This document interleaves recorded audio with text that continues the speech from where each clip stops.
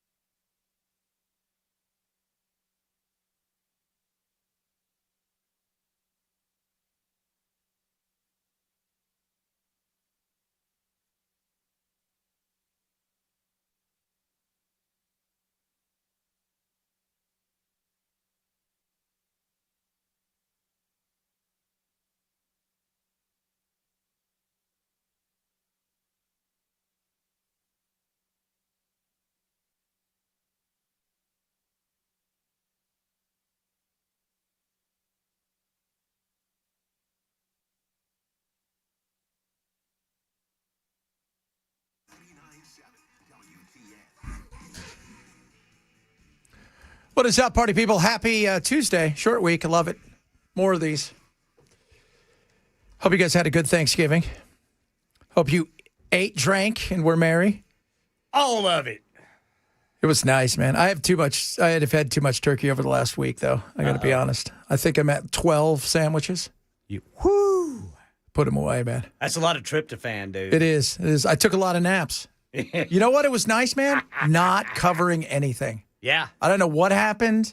I mean, if the world was coming to an end, obviously, enough people would text me and go, dude, are you paying attention? But I said, it better be good if you're texting me for something. Yeah, I'll just look for the fire on the horizon. That's it. I watched football. Outside of seeing Bell, we went shopping a couple of days. I didn't do anything. Good for you, brother. And where were you that it was so picturesque? Woo, boy, we were in a house that my in-laws, some friends of my in-laws in North Carolina own. They weren't using it, and so they said we could meet up there. It's kind of an in-between there between Charlotte and Nashville. However, it was only a 2-hour drive for them. It was a 5-hour drive for us. But a place called Piney Creek, North Carolina. Piney Creek. And hung out there, for Wednesday, Thursday, Friday, came home on Saturday. Oh. And I tell you what, Brother Chad, I sure was glad I was going westbound on 40 instead of eastbound on 40 because, dude, once we hit Knoxville, of course, you had game day traffic because Vandy and Tennessee. Vandy! That was a 10. Drop the anchor. Yes, they did. That was a 10-mile backup. That was backed up beyond the 75 interchange there with 40. But then 3 other times, by the time we got to 840 to head to Murfreesboro, there were miles-long backups on eastbound 40, man. I don't know how anybody got anywhere. What? That was Saturday? That was Saturday. My God. Could you imagine what Sunday and Monday were like? That's what I was telling my wife. I said, good thing we went home today. It was just... the traffic in some areas were so insane. I'm like, this is why I don't do anything. Yeah. This is there is nothing says, hey, let's go on vacation. We'll hurry up and be stressed out everywhere we go. We'll fight with everybody, hang out with people that we don't normally see, and fight over crap like politics. And then when all's said and done, we'll get back in the car and we'll fight all the other people going home. Yeah. So that way I get home in time to go back to my job. Yeah. Dude, I was up early Sunday morning.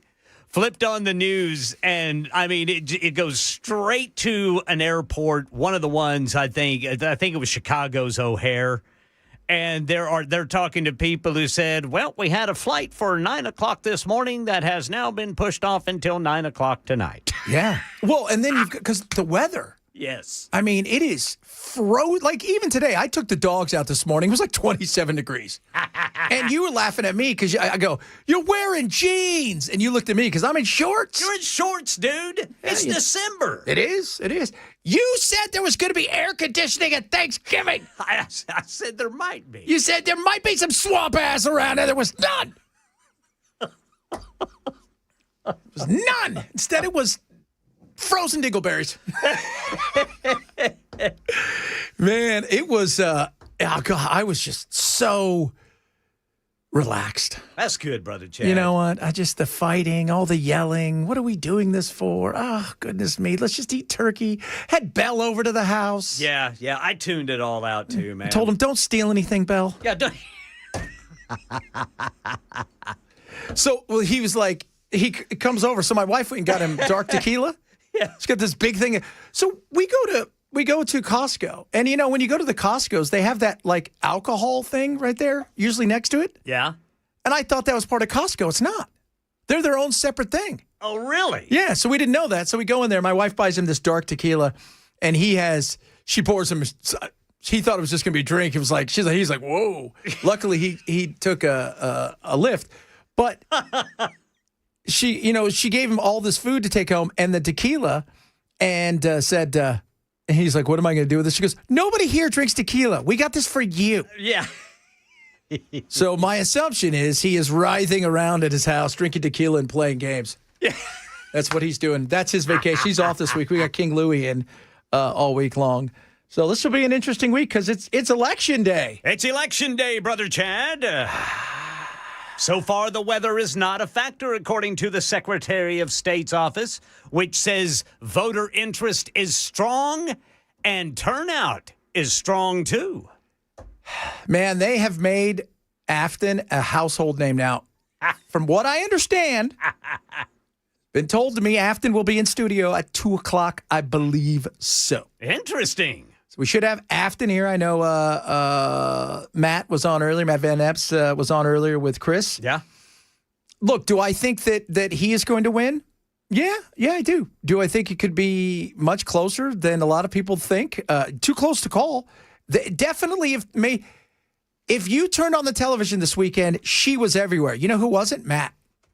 You couldn't find Matt anywhere outside of the football game, which, by the way, I was watching my friends earlier at Breaking Points. They played a break that happened, but, I guess the Jaguars were home this weekend getting beat by the Jags were here beating Tennessee. Yeah. They played a commercial break where it was 4 straight commercials of it went from Aftyn to Van Epps to Aftyn to Van Epps and then back into the game. Yes. Yeah. One commercial that's pro-Aftyn, It showed her in good light. The anti-Aftyn, it showed her in dark light. And vice versa with Van Epps. Yeah. It's just cracking me up. I was sitting there going, oh my God, I'm just over this. And I'm sure they are too, let's be real. But look, they elevated her in a major way. It reminded me of what they did to Katie Hobbs in Arizona, which was she was the Secretary of State in charge of the election after 2020. It became a big deal. She was on every single television show you could think of. And she went from being relatively nobody thought had any chance, wasn't even thinking about running for governor, to governor because she had, gotten to the point where she was so name recognition statewide. It was huge. And it's interesting, too, because Aftyn's own party really wasn't working on elevating her. No. I mean, none of her opponents, Democratic opponents, have come forward to endorse her. No. And I don't think did anybody come endorse Van Epps? I think Matt just tweeted out he didn't hear much from some of the other people out there. Well, he had a whole bunch of them out running around with him yesterday. But it was, no, it's been a national thing. The last week or so, there's been 1.2 million for the Republicans, or Democrats, and 1.1 for the Republicans spent here. Just this last week in ads. Yeah. And like you said, it seems like it seemed like the national side of things took over for the local side and said, this is no longer your problem. This is our issue. And we're going to take care of it. So, I mean, do I think, look, anything can happen. I don't know what the numbers are going to look like. Early voting kind of said it was a push.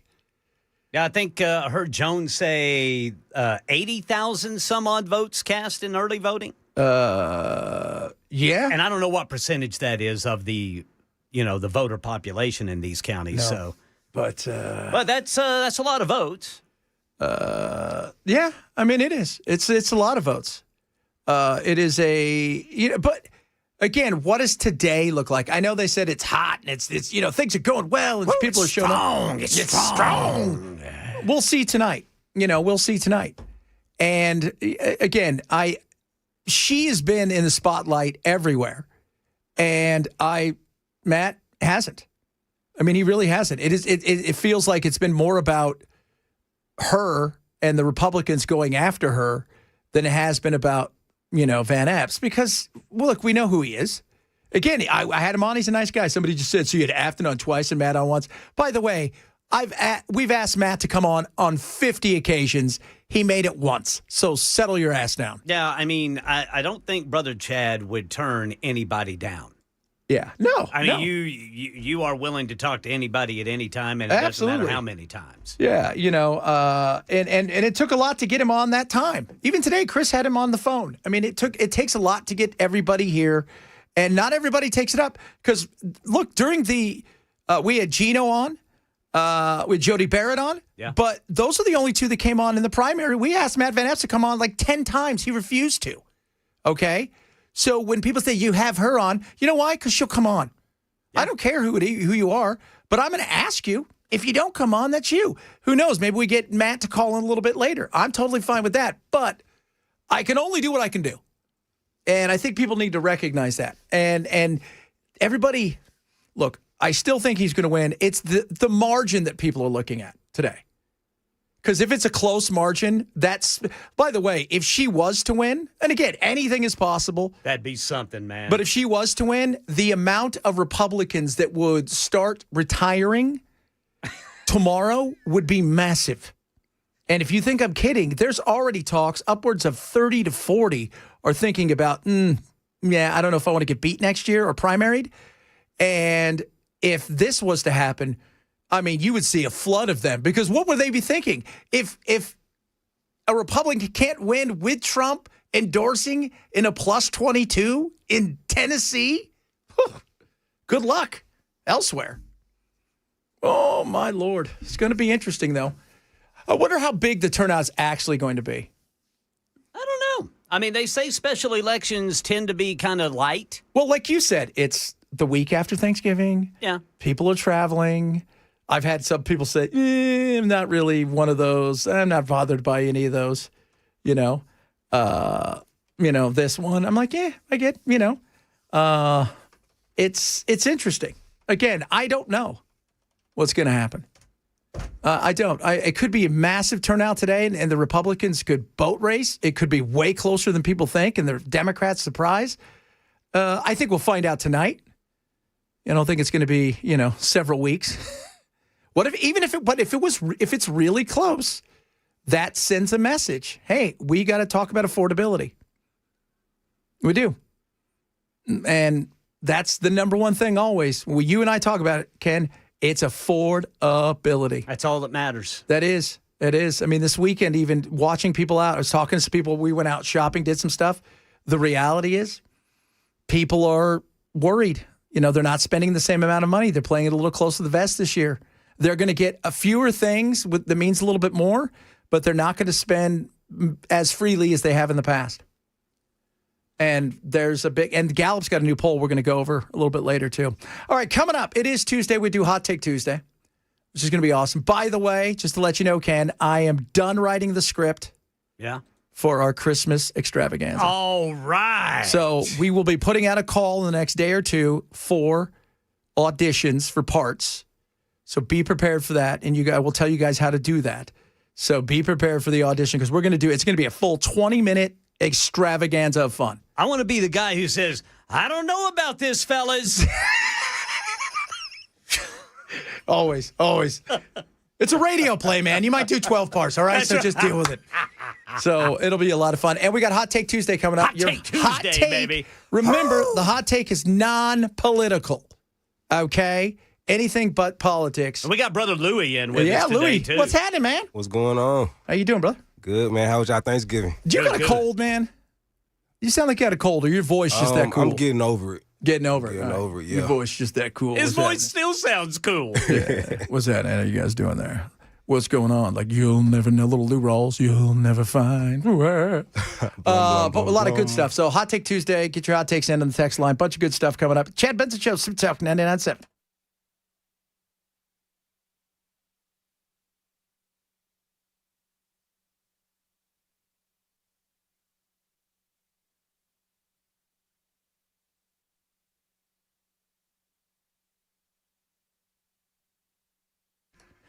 Raycon, best earbuds around. You will love your Raycon. I love my Raycons. They're the best earbuds around. Right now, they got the classic earbuds, 20% off. Your holiday, Cyber Monday, super duper Christmas special going on right now.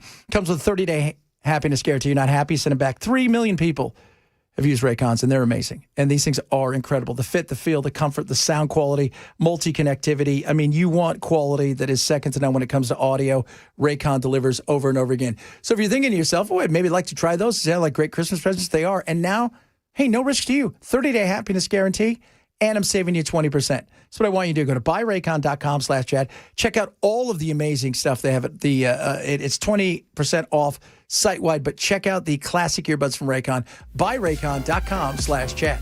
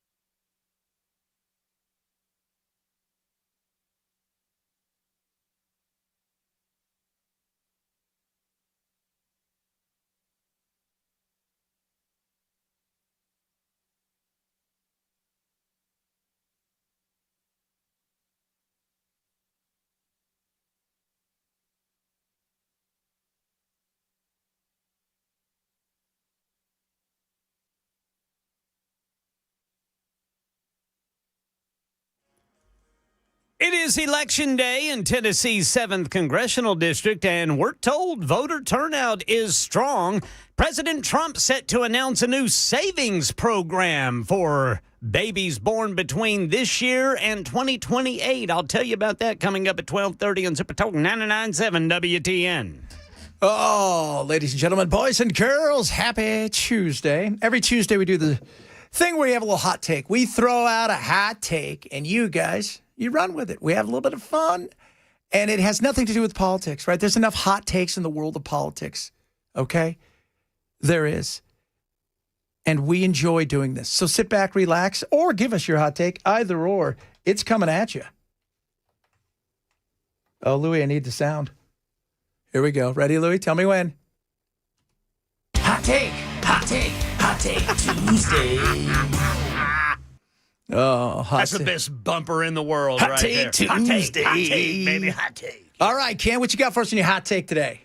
Mariah Carey's All I Want for Christmas Is You is a hostage situation disguised as a song. It doesn't matter if you like it. You're going to hear it. You know what? I don't know how you can do that. You can't go without hearing that song, man. You can't, dude. All I Want for Christmas is I've already heard it 10 times. I can't believe we haven't played it on this talk station. Well, we will. Don't you worry about it. I mean, I wonder how much money she makes off so that song. if I'm correct, and the last year I looked, she makes $3 to $5 million a year off of it. Way to go, Mariah Carey. That's it, man. You need one, kids. We tell you guys this. You need one, and you got to base it around a holiday that people care about. Yes, sir. Halloween, absolutely. Christmas, yeah. No, 4th of July, yes. If you've got something, like Proud to be an American, I mean, that Lee Greenwood's rant. I mean, outside of that, you're not doing one for Arbor Day. Arbor Day. Valentine's Day, the problem is there's always love songs every year, right? But it's not the same, right? Because it's a day. Yeah. The thing is with the thing, like Halloween and Christmas is a season. Right, so you could, especially Christmas, you got 30 plus days. Because I heard, even before Thanksgiving, I heard music, the Christmas channel jamming it out here. So, which is amazing. All right, Louie, do you got a hot take today, man? I know you're running behind. You want to do it next hour? Yeah, let's do it next hour. All right, Louie's a little running behind today. Actually, no, we can do it. Okay, what's your now. hot take, man? Throw it at me. I think women who don't allow their childs to see their fathers should go to jail. Oh God, yes. Yes, 110%, 100 gazillion percent. I just think that it's like any other crime. You're stealing time away from this man from seeing his kids for whatever the reason is. It can be because he's moved on, or you're just mad at him because he's not doing what you want him to do. But at the same time, I'm speaking from a personal experience. Like, I got a friend who's going through this situation right now, and I think it's just really sad, especially around these times too, the holidays and everything. Yes, like, sir. I feel like this is the time where kids should be around both their parents. Yes, and go look at statistics, guys, and the statistics that women don't want to hear. I'll throw it out there. If a kid grows up in a home where there's just a mother, the chances of that kid going to jail are tremendous. If they grow up with just a father, it is the same as growing up with both parents in the house. That is how the discipline side of it works, and it's also just a certain thing that you know what? We have devalued men, and men, we've allowed this to happen. And men, some of you have shirked your responsibilities. And that's the truth. You thought it was too easy. You wanted to be weekend dad. Fight for that. Telling you guys right now, fight for that. My hot take is 3 days. That's as far as you can go with leftovers for turkey. 3 days. Look, I love turkey, but I don't care if I never see turkey again until next Thanksgiving. I loved it. It was great. My wife's like, we have leftovers. I said, no, we don't. There's no juice in that turkey left after 3 days. There's only so much Exactly mayonnaise. my Warmed it up. thinking. You didn't put it back in the refrigerator. Took it out the next day. Warmed it up again. There's no juice left. Throw it away. There's only so Throw much it away. mayonnaise I could put on something, guys. As much as I love mayonnaise. Oh, by the way, Belle got to see the mayonnaise sandwich the other day. That's what my daughter had for her. 3 days, right? So Thursday, Friday, Saturday, maybe Sunday. By Sunday afternoon, you throw that crap away.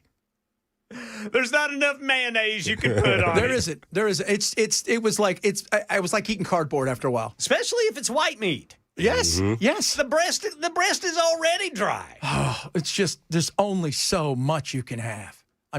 3 days is it. So I'm just letting you guys know that. And I don't ever want to see turkey again until next Thanksgiving. Oh, that's a hot take. That is a hot take. All right, coming up, more on the big, giant race happening here. Also, very interesting, the Oxford Word of the Year. We will talk about that as well, among other things. You missed the show. Shame on you, grab the podcast. It is the Chad Benson Show, Super Talk 997.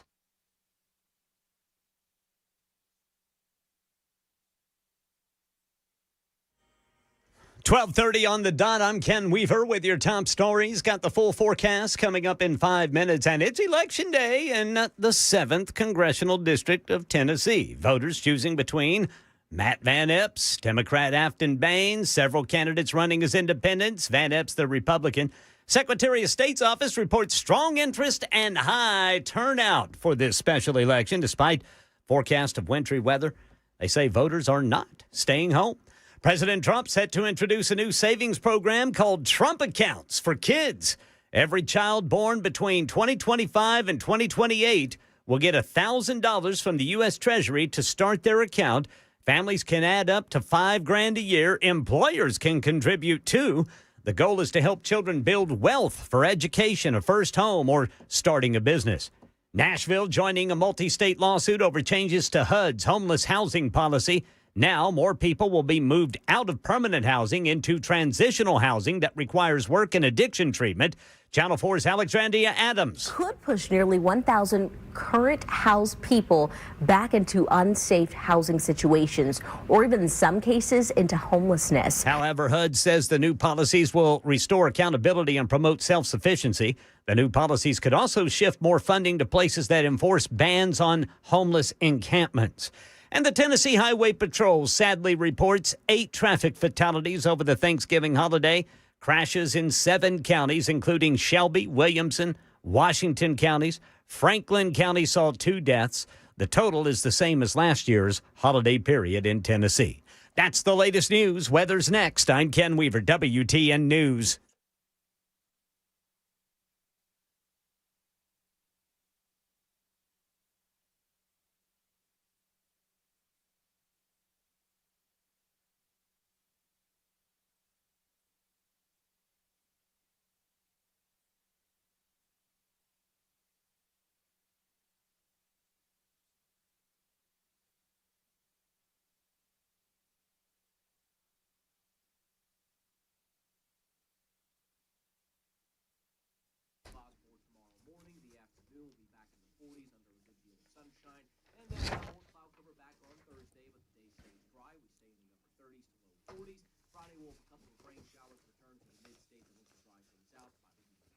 All right, guys, I want to talk to you about friends over Beacon Capital Management. Why is that? Because they can help you. Towards the end of the year, taxes, you got to say, whoa, what do we need? Do you know that there are things out there in the One Big Beautiful Bill, very big, your home can that you may be able to take advantage of? It Like, doesn't have to be. Get a to guaranteed $10,000 offer from Mark Spain Real Estate. in There are no showings, car loan no open reduction houses, when it comes to no your stress. interest. Work with the number Yeah, one but real estate there are restrictions team in to the go with U.S. that. and And close if you're with over confidence. 65, you get additional senior today. discount or deduction up to $6,000 for the phase out. Now, it's not a complete elimination of taxes when it comes to Social Security, but it's a helper. But again, certain restrictions. You got to make sure these things are going to expire at some point in time. Pay attention to this. Top of that, they can help you with long-term care. They can help you with estate planning and, of course, the dollars and cents when it comes to your retirement. So what I want you to do, call Beacon today. Get a free, I do mean a free personalized financial consultation, absolutely free. They're amazing people. Sit down with them, break bread, talk to them about what they can do for you. Maybe you need one of these, all of these. 615-488-9303, 615-488-9303, or beaconcm.com for Beacon Capital Management. This is a paid placement.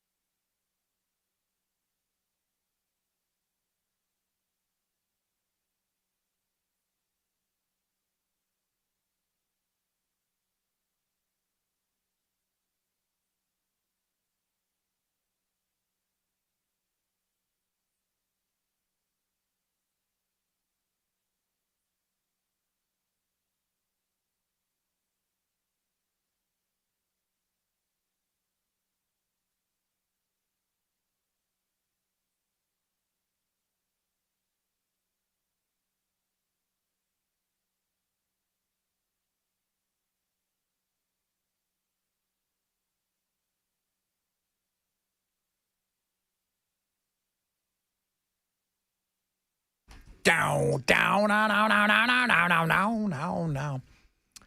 It's election day. You know, it's funny because everybody knows what, I think. So that's all that matters. You're going to side with Aftyn. No, we've talked about this. Like 90+% of the stuff that she believes in, it's not my jam. The difference is I don't hate her. That's the difference right there. I don't hate her. Okay? I don't hate that where a lot of you have a visceral reaction. You have a disdain for her. And don't fall into the rage bait, which, by the way, is the Oxford word of the year is rage bait, which is, it's funny because you sit there and go, really? Rage bait? Yeah. But if you think about it, we live in a world of nothing but rage bait. That's it. I mean, you can go online, and how many times I've told you guys how easy it is to go on, find, like when we do stuff with our two girls, Kylie and Jess, right, who they put out their insane stuff and we laugh. That's rage bait. Because I know you're going to get a reaction out of it. Now, we're having fun with it. We're not reacting to it in a real way, right? Like, but it's rage bait. It's what it is. They're looking to get a reaction out of you. The Oxford word of the year for 2025, you know what it is? Rage bait. Online content deliberately designed to elicit anger or outrage, and this is the part that kills me, in order to increase traffic or engagement. Man, we're not even hiding it anymore. Why did they pick this word? Use of it tripled this year, and it seems to be a fundamental aspect of dominant culture. Yeah, rage bait. If I can get you to react to something, it's about emotions. If I can get you to react to something, that's a win for me. That's what politicians do. Politicians, they've stopped the nuance. They stopped the conversations. It's how can I get you pissed and angry at the other side, even if it's not based in any reality whatsoever. And again, it's okay to be angry at times in certain things, but it's the way that it happens and what it's used for. Because we no longer care about solutions. I care about distractions. Rage bait.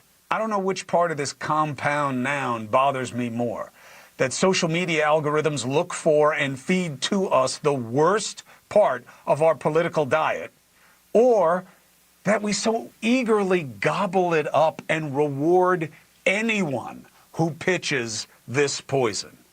People who are developing platforms on social media, if you see them popping up, they are doing exactly this. This is what made the right righteous on social media, okay? They have been dominant there for a while. The left is catching up, and they're doing it the same way. Absolutely. Man, the rage thing is so real. It's one of the reasons I don't go on, like, I go on Insta and I'll go on YouTube and I'll post stuff, but I don't go on Twitter much because Twitter lives in a world, especially for politics, of rage bait. I mean, they live there for rage bait. Just the screaming, the yelling, the hot take that is, and the problem is, so much of it's us because we're the ones who eat it up. We're the ones who like it, share it, engage in it. It's crazy how easy it is to get people pissed off. I mentioned Aftyn, that she was going to come on. The amount of texts that I got of angry, pissed off people, why don't you do this? You're a loser just like her, blah. And it made me laugh. I'm like,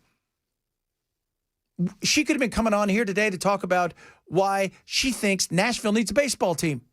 Wouldn't it? We know why she's coming on, but it still didn't matter. It was like immediately to the anger. Don't fall into the trap. Tell yourselves what you want. Feel any way you want about it. Nobody on the left was raised with more deep roots in the Democratic Party than I was, and I'm telling you, you're doing what you say you oppose. It's rage bait all day, okay? And everyone doing it knows it makes everything worse except one thing: their bank accounts. The irony, one of the main avenues of rage bait is what? Making people hate elites, the privileged, the insiders. What's it all code for? Rich. But at the same time, those people who are trying to make you hate those people are using these tactics to get rich. That's why on the left and the right, you see more and more people trying to cash in on driving the rest of us crazy. Scroll through your feed. Affordability, healthcare ideas, price fixing. Why aren't those things trending? Because those are things that you have to deal with, and those are problems that you have to solve. And to solve a problem, you have to come together, and you have to make some sort of compromise. And in the world of compromise, we don't like that, because now we allow the extremes to control every conversation because we think, well, they're the ones. No, they're not. It's a nightmare. It is. And by the way, the rage bait thing, it plays well on the internet. They don't let any of those people get close to like the Ways and Means Committee, which is the most powerful committee. I could reach out like 10 names. People go, I have no idea who those people are. No, you wouldn't, because they're the ones who have to go behind closed doors and actually handle business, as opposed to coming, what's going to get me on Fox? What's going to get me on CNN? What's going to get me on, News Nation? What's going to get me on any of these things? What's going to get my insane quote that I'm about to say here to go viral? You know what doesn't go viral? Nice things, very rarely, unless it's a kitty. Kitties go viral a lot because they're nice. Weird AI stuff goes viral a lot now, too. But rage bait, man, we got to stop this. Because what works is not solving. What works is exploiting problems. Look at what's trending. Again, the proof is there for all of us to see. This isn't hidden. The president's MRI results. I want to show them. How Hegseth sucks for the boat strikes. Why Stephen Miller is a Nazi, according to some rage bait podcast. Chanting globalize the Intifada at the site of the Boston Marathon bombing. Trump pardoning the latest bad guy, the Honduran drug lord. At the same time, we're going to go after Venezuela for drugs. Why? All of these topics are designed to piss you off. They are all heat, no light. And look, I know depending on your side, you're saying, well, hold on, I agree with some of it, but not that. What Trump did is, or on the other side, oh, no, wait, hold on a second. But that one is really bad. That's the left. I know, because you have been trained to believe that whatever is good for your side is good, and whatever is good for the other side is bad. Yeah. It's rage bait. It is. I mean, I get, like, a lot of you don't agree with me sometimes, and you run crazy wild. You say the most ridiculous things. And sometimes I get, at least for every one person says something ridiculous, one or two, I'll get somebody the next day who goes, sorry about that yesterday. Oh, yeah, it's okay. I get it. But the emotion side of it, it's not about fixing problems. It's about getting you to, if I can get you emotional about something, I can get you to act on it. If I can get you emotional about something, I can get you to vote. I can get you to get out. I can get you to do all of those things. If I can evoke an emotion out of you, I can get something out of you that you're not going to give. It's the old saying, sell the sizzle, not the steak, baby. Because once you bought the sizzle, it doesn't matter what the steak tastes like. It's too late for that now. And that's what we have, unfortunately, now. We have a lot of people out there that sell all kinds of sizzle, and behind it is very little steak. And they get everybody on cultural issues or whatever side they're playing this on. And, one side's got the harp out, and the other side's like, we're protecting the kids. And the rest of the time, nobody can afford a house. People that can afford it are still struggling. You've got a lot of people out there that are working 2 jobs now, sometime between mother and father, or just, husband, wife, boyfriend, girlfriend. They're working 4 jobs just to make ends meet, and they're frustrated. They're worried their health care is going to go up. They're worried about a lot of these things, and everybody else is focused on, wow, did you see what somebody said on the internet? Oh, angry. So we hop from one provocation to the next and lose sight of what should matter, like making healthcare more affordable. Remember the shutdown? That was trending when it pissed you off, and it was supposed to be about what? Fighting the good fight for ACA subsidies and beyond, because affordability issues with healthcare affect everybody, not just those using the ACA and needing subsidies to do so. But where'd it go? It's gone because it doesn't work as well. No. I want a reaction. Rage bait is the perfect reactionary phrase that's out there. I mean, even like we joke about the, I'll go online and I'll look at something and it'll be kind of ridiculous. And the first comment or two is like, this is rage bait. This is not real. This cannot be real. And some people just say stuff to piss everybody else off because they think it's funny, right? But it's also the algorithms. They feed us the things that we're asking for, right? So if you want a fluffy kitty, you're going to get a fluffy kitty, right? If you want a fun dog, you're going to get a fun dog. If you want somebody saying something outrageous and hateful, you're going to get that. And it's unfortunate because we're allowing the algorithms to drive way too much when it comes to what's going on. And it is frustrating. We got to be better. We do. And I know we can be.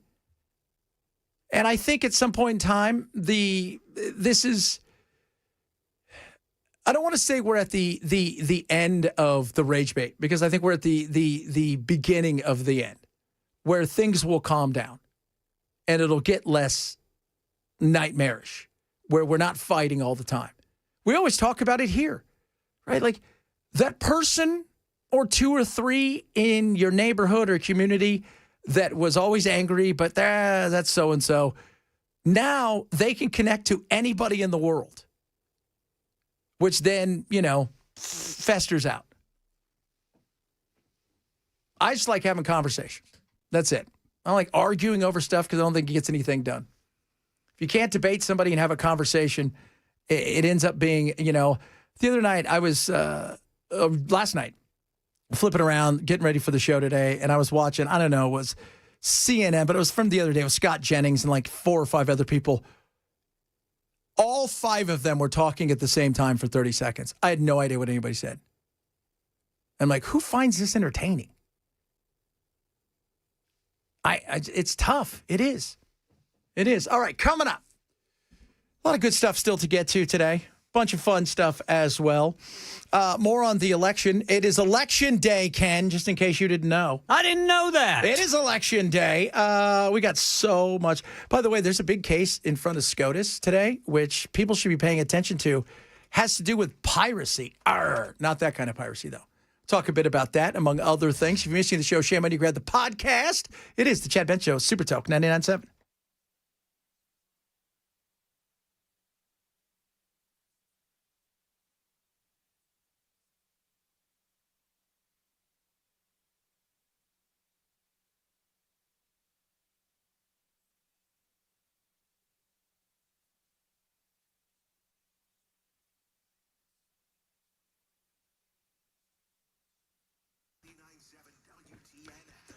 All right. There's a lot of politicians out there, right and left, should be getting some coal in their stocking. Birch Gold wants to make sure, though, that you're getting silver in yours.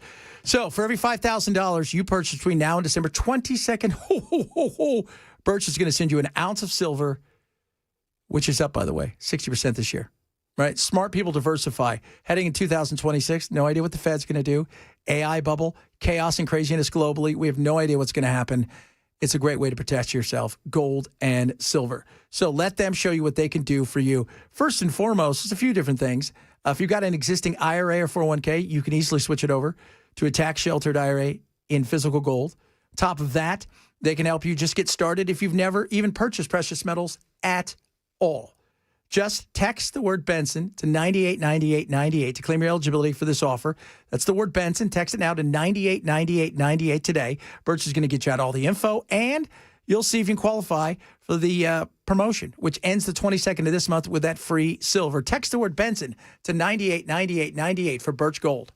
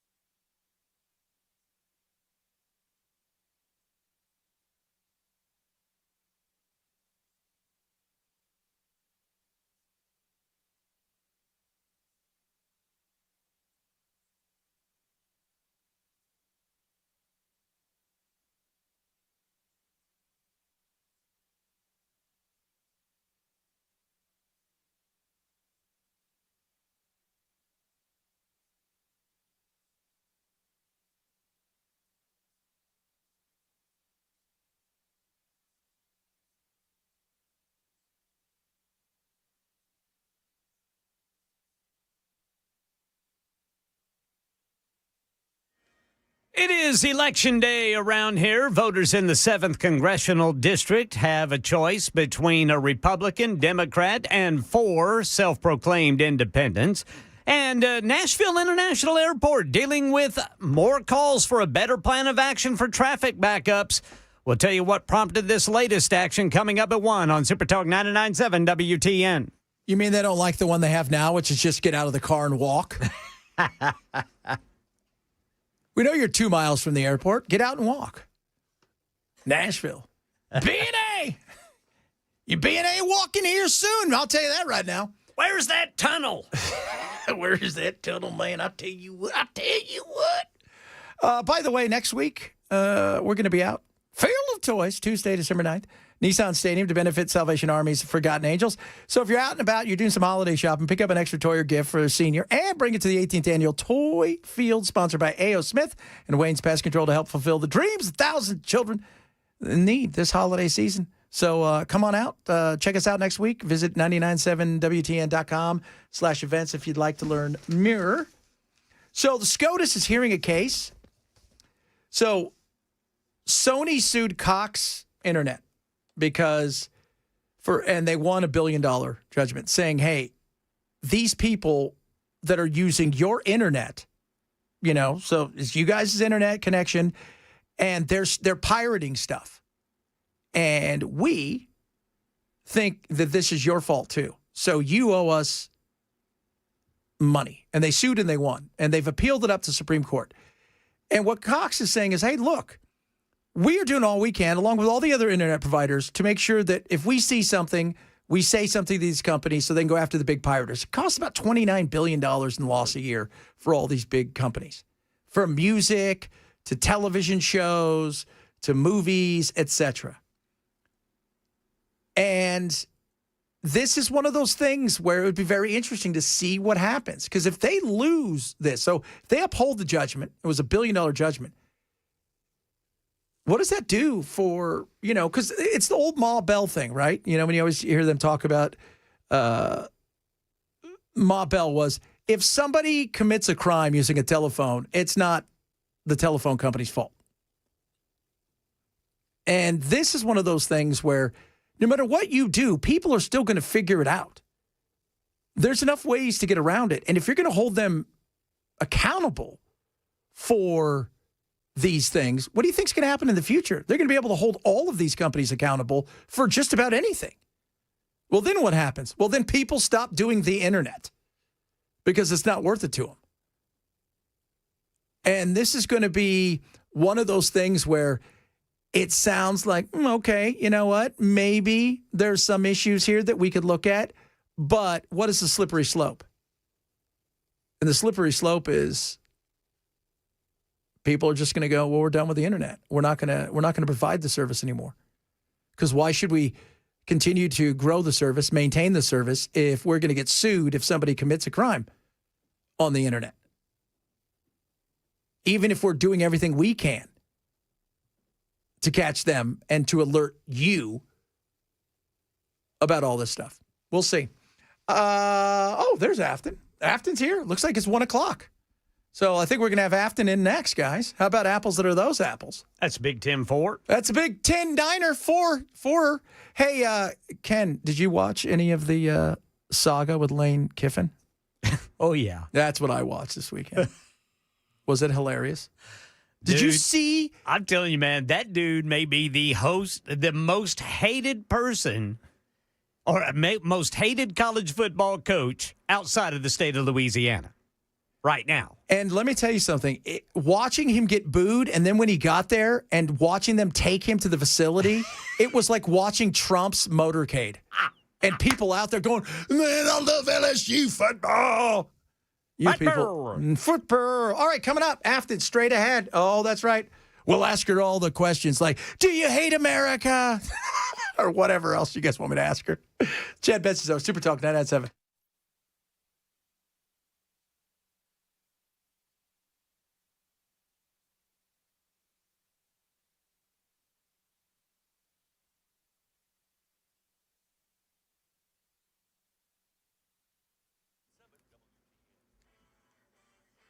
1 o'clock on the dot. I'm Ken Weaver with your top stories. Got the full forecast coming up in 5 minutes.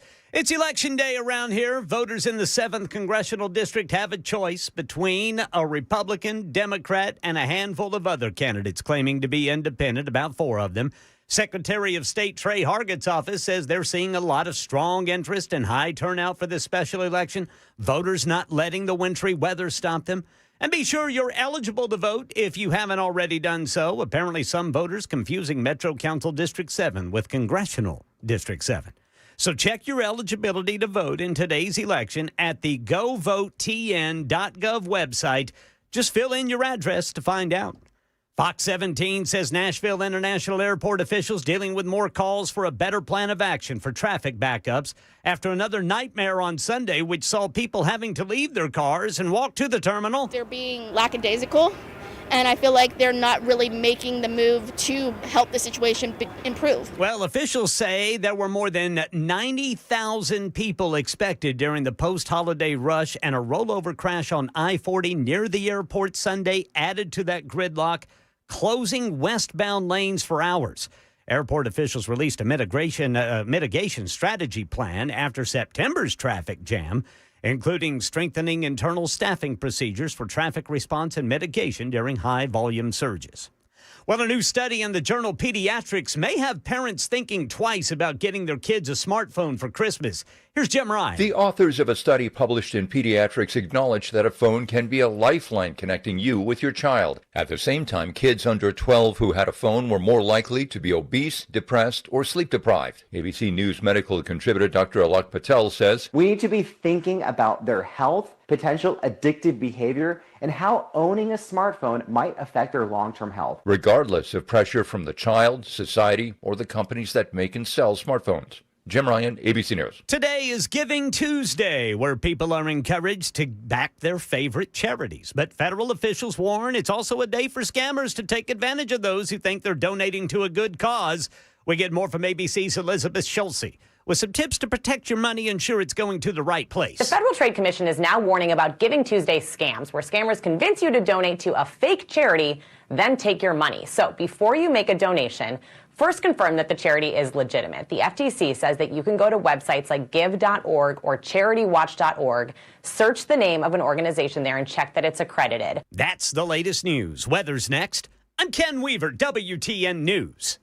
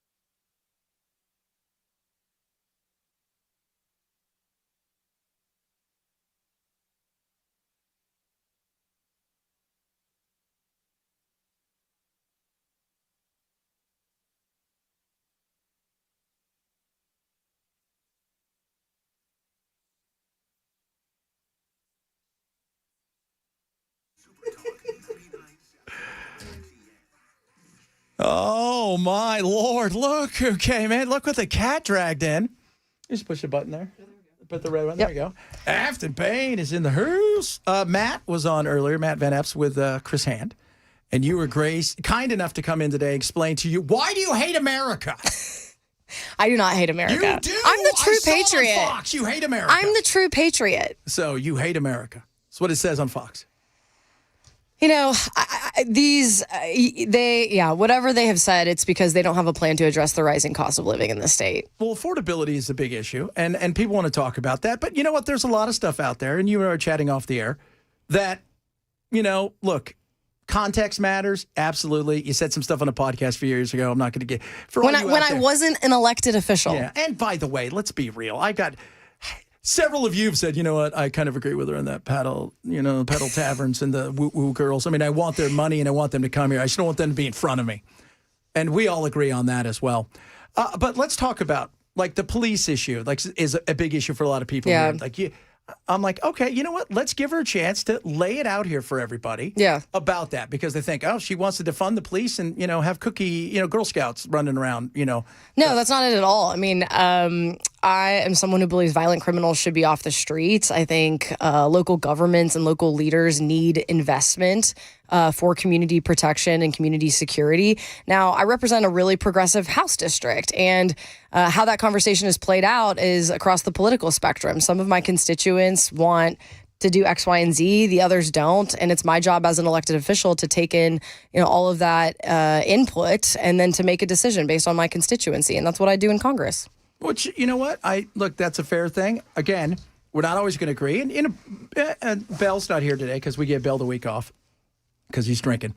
We got him some stuff for Thanksgiving. But the thing is, and I'm sitting here going, okay, I want to hear what you have to say, because you've become... Matt Van Epps is nowhere to be found because they've made it all about you. Yeah. And you were saying, look, it is, it's been chaos for the last couple. I mean, it feels like it's been rough. I mean, I've ran in Democratic primaries, and I've never felt just the violence and hate and rhetoric just breathing down my neck. And it's been not fun. I mean, I get legislative emails threatening death. I mean, it's been rough. However, I feel like I've navigated through all of that via just holding my message of accountability and talking to voters at the doors. I think the greatest contrast in this race is yesterday when I was outside the Clarksville Public Library talking to a group of supporters and then going to knock doors talking to voters, whereas my opponent was behind the pearly gates of a mega McMansion in Williamson County with the power brokers and puppet masters of the universe. And I think the contrast could not be more clear. Like, I answer to people and he answers to the puppet masters. Talking to Afton Bain, she's here. It's a big day, obviously. Do you feel like, how do you feel right now? Because, 6 weeks ago, 8 weeks ago, like it's a plus 22. I mean, Trump won this by 22. You kind of took off and then became, again, the evil that was. How do you feel now, like today? Yeah, I'm excited. I've had a lot of conversations with voters from disaffected Republicans, disenchanted independents, young people who just want to see change. And so my pitch to voters in the 7th District has been, if you want more of the same, vote for my opponent. If you want change, vote for me. And I'm feeling optimistic. It's a tough hill to climb. But what's also important to note is for the past 10 years, I've been part of the group of folks that have been rebuilding the democratic fabric in this state to knock doors. And I think, the Republican supermajority has gotten really lethargic, and we will have knocked 100,000 doors at the end of this campaign, which is unheard of. I talked to a Democratic political operative who said this momentum has not been seen since the 2006 Harold Ford Senate campaign. Yeah. Yeah, I saw a couple of people talking about that today. I think it was actually, I was on Breaking Points. They were talking about that earlier, and I saw you on there, was it Friday? Several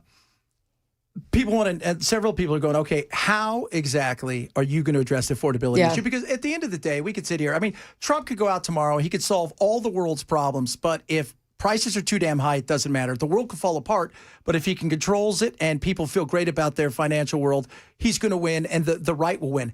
How do you address the affordability? Yeah, I mean, more acutely, it's about healthcare. And I've received numerous emails from lifelong Republicans across the district that rely on the Affordable Care Act. Now, is it perfect? No. Can it be improved? Yes. But if those subsidies do not remain, working Tennesseans will be kicked off their health insurance and will be left without. 2 is restoring Medicaid funding. I think a lot of folks don't understand that Medicaid is a lifeline for so many rural communities, rural hospitals, nursing homes. And 3, rolling back tariffs, which are bankrupting our farmers. And so acutely, that's what I would focus on. And then I think down the road is, our state has been bought and sold to the highest bidder. The billionaires and these multinational greedy corporations that aren't paying taxes, whereas we are, have rigged the system against us. And so I'd go to Washington to ensure tax fairness and to fight the monopolization across industries. Talking to Aftyn Bain. So a lot of people are chiming in here. And the one thing is, the healthcare is very big. People chiming in. What would be the one thing healthcare-wise that you think that you could get done or try to push through? Because should you win today, let's be real. He's got, Mike Johnson there's going to have some issues, right? Like, he might not get sworn in until next year or 5 years from now. But still, Mike Johnson's got some issues. What exactly do you think you could do to change and to push forward something that can help Tennesseans now?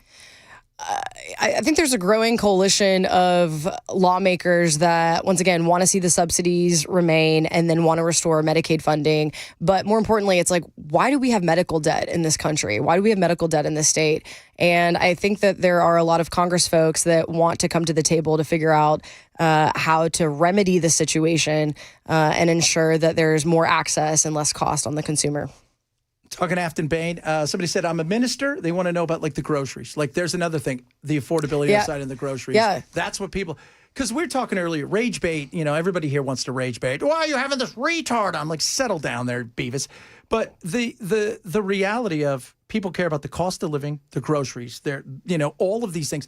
What's going to happen with the data centers when they start going through? Kids, I'm telling you this now. You'll come back to me and go, oh, my God, he talked about the rising cost of what will be energy.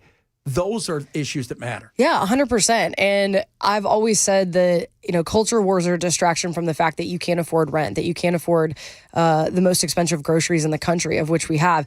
And more importantly, I want to inform your listeners about the ongoing efforts to privatize the Tennessee Valley Authority. We have the lowest utility rates in the Southeast because of TVA. And is TVA perfect? No. Can it be improved? Yes. However, the federal administration is working overnight to install Lee Beeman, the walking scandal himself, on the board in an effort to privatize it. And if that happens, we can see more data centers, we'll see our costs go up, and that'll fall back on to the consumer. So I've been very outspoken about that from day one. And I'm telling you guys, data centers, do not sleep on this. Go look around places like Virginia, which, yes, because it's near D.C. and stuff, but you're seeing these places go in, and the amount of energy it sucks. And, oh, goodness me. All right, let's move on from there. We're talking to Aftyn Bain. Immigration. That's going to be a big. You're going to be dealing with that. Obviously, yep. You got rather popular during the summer when you're out there going, "We're following ICE. Yeah. ICE is evil." How do we have a real situation where we address this without the rage baiting and stuff? Yeah. Immigration, Yep. because we need to address it. We do. Yeah, we do. Well, I called into your show, if you remember correctly, and I told you that at the time I had been talking to my Hispanic constituents who are voters who told me that racial profiling is their number one issue. And call me a small C conservative, but I don't think masked federal agents pulling people off the streets, throwing them into vans is the answer to our immigration woes. I just don't see that. I think both parties have kicked the can down the road when it comes to immigration reform, and I want to be part of the solution, not part of the problem. Yeah. And not part of the talking points. No. And so let's just say you get in there and you have a chance to have, you get your say on immigration. What would you like to see happen? I mean, a fair, realistic thing, because I always tell everybody it's weird that we're going to deport 12 million people. Look, Biden dropped the ball on this. He just said, whatever. Right. Both, and then everybody all administrations, came in. And like you said, they've kicked it down since Reagan. They've kicked the can down the road because both sides benefited from it.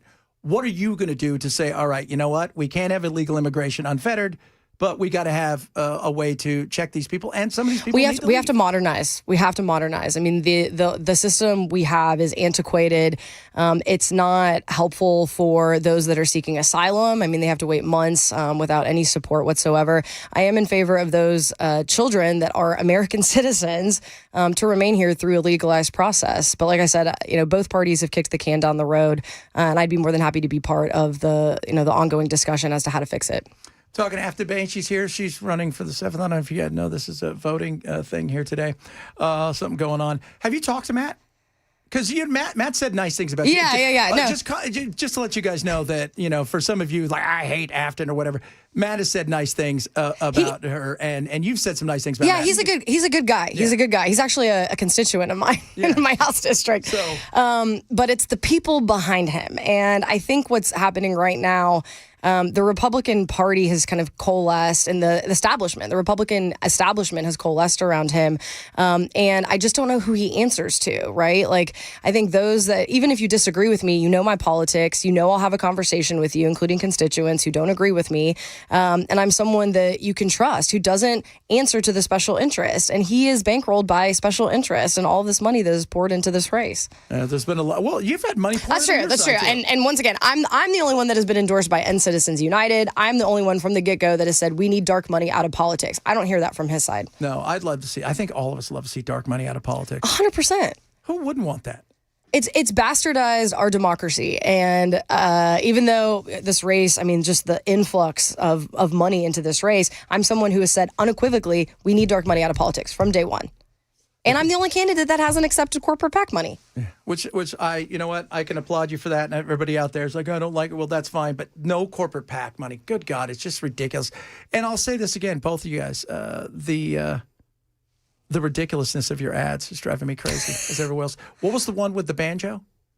Oh, man, that wasn't ours. That wasn't ours. Oh, my God, it was awful. I will say that we have heard from voters. They've applauded our efforts on our campaign to remain positive. I know there's negative ads about him, but we have been dogged about the affordability message, how I want to go to Congress to be part of the solution. And like I said on the campaign trail, if you're upset about the chaos in Washington and the cost of living, then I'm your candidate.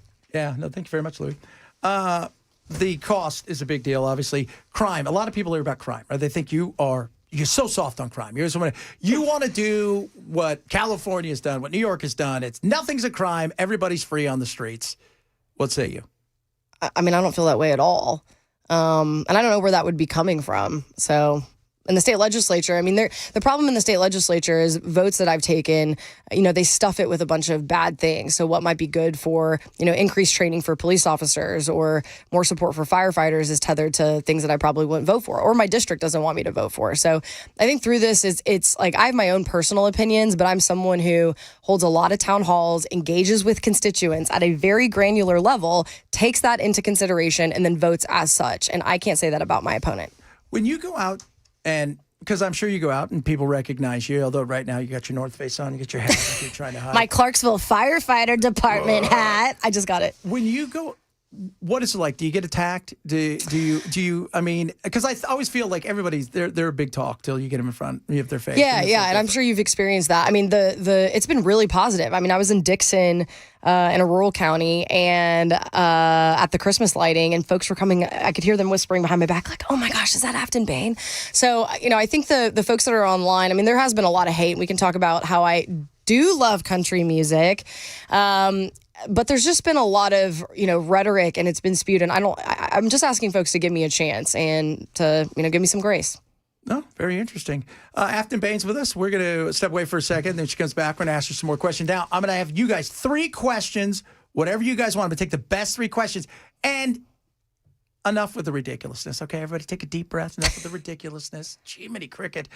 She's in studio. She'll be with us. We're going to talk to her. We've got your 3 questions coming up. So text as well. It is Jeb Benson, Super Talk 997.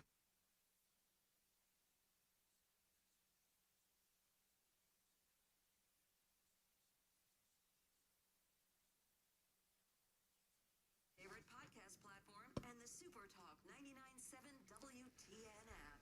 Relief Factor. It's awesome. I take it every day. Why? Because I get older, and sometimes you take a nap, you wake up, you're like, my God, my shoulder hurts. Relief Factor is going to help you with that. Aches and pains, your joints, your muscles, you're working out more, you're going to feel 1,000 times better. All right? And you take it every single day. Costs less than a cup of coffee, $19.95 for a 3-week quick start. Everybody, I'm telling you guys, try this. You're going to love it. Call 1-800-4RELIEF. When you get it, you put yourself through you go work out and you watch what happens. Your muscles are going to recover so much faster. You're not going to be sore all the time. It is amazing. It is incredible what it has done for me, for my family, for my friends, my wife, everybody. It is awesome. Try Relief Factor Day. Put it to the test. Less than a cup of coffee a day. You watch what happens. 3-week quick starts, $19.95. Go to relieffactor.com, relieffactor.com, or call 1-800-4RELIEF, 1-800-4RELIEF for Relief Factor.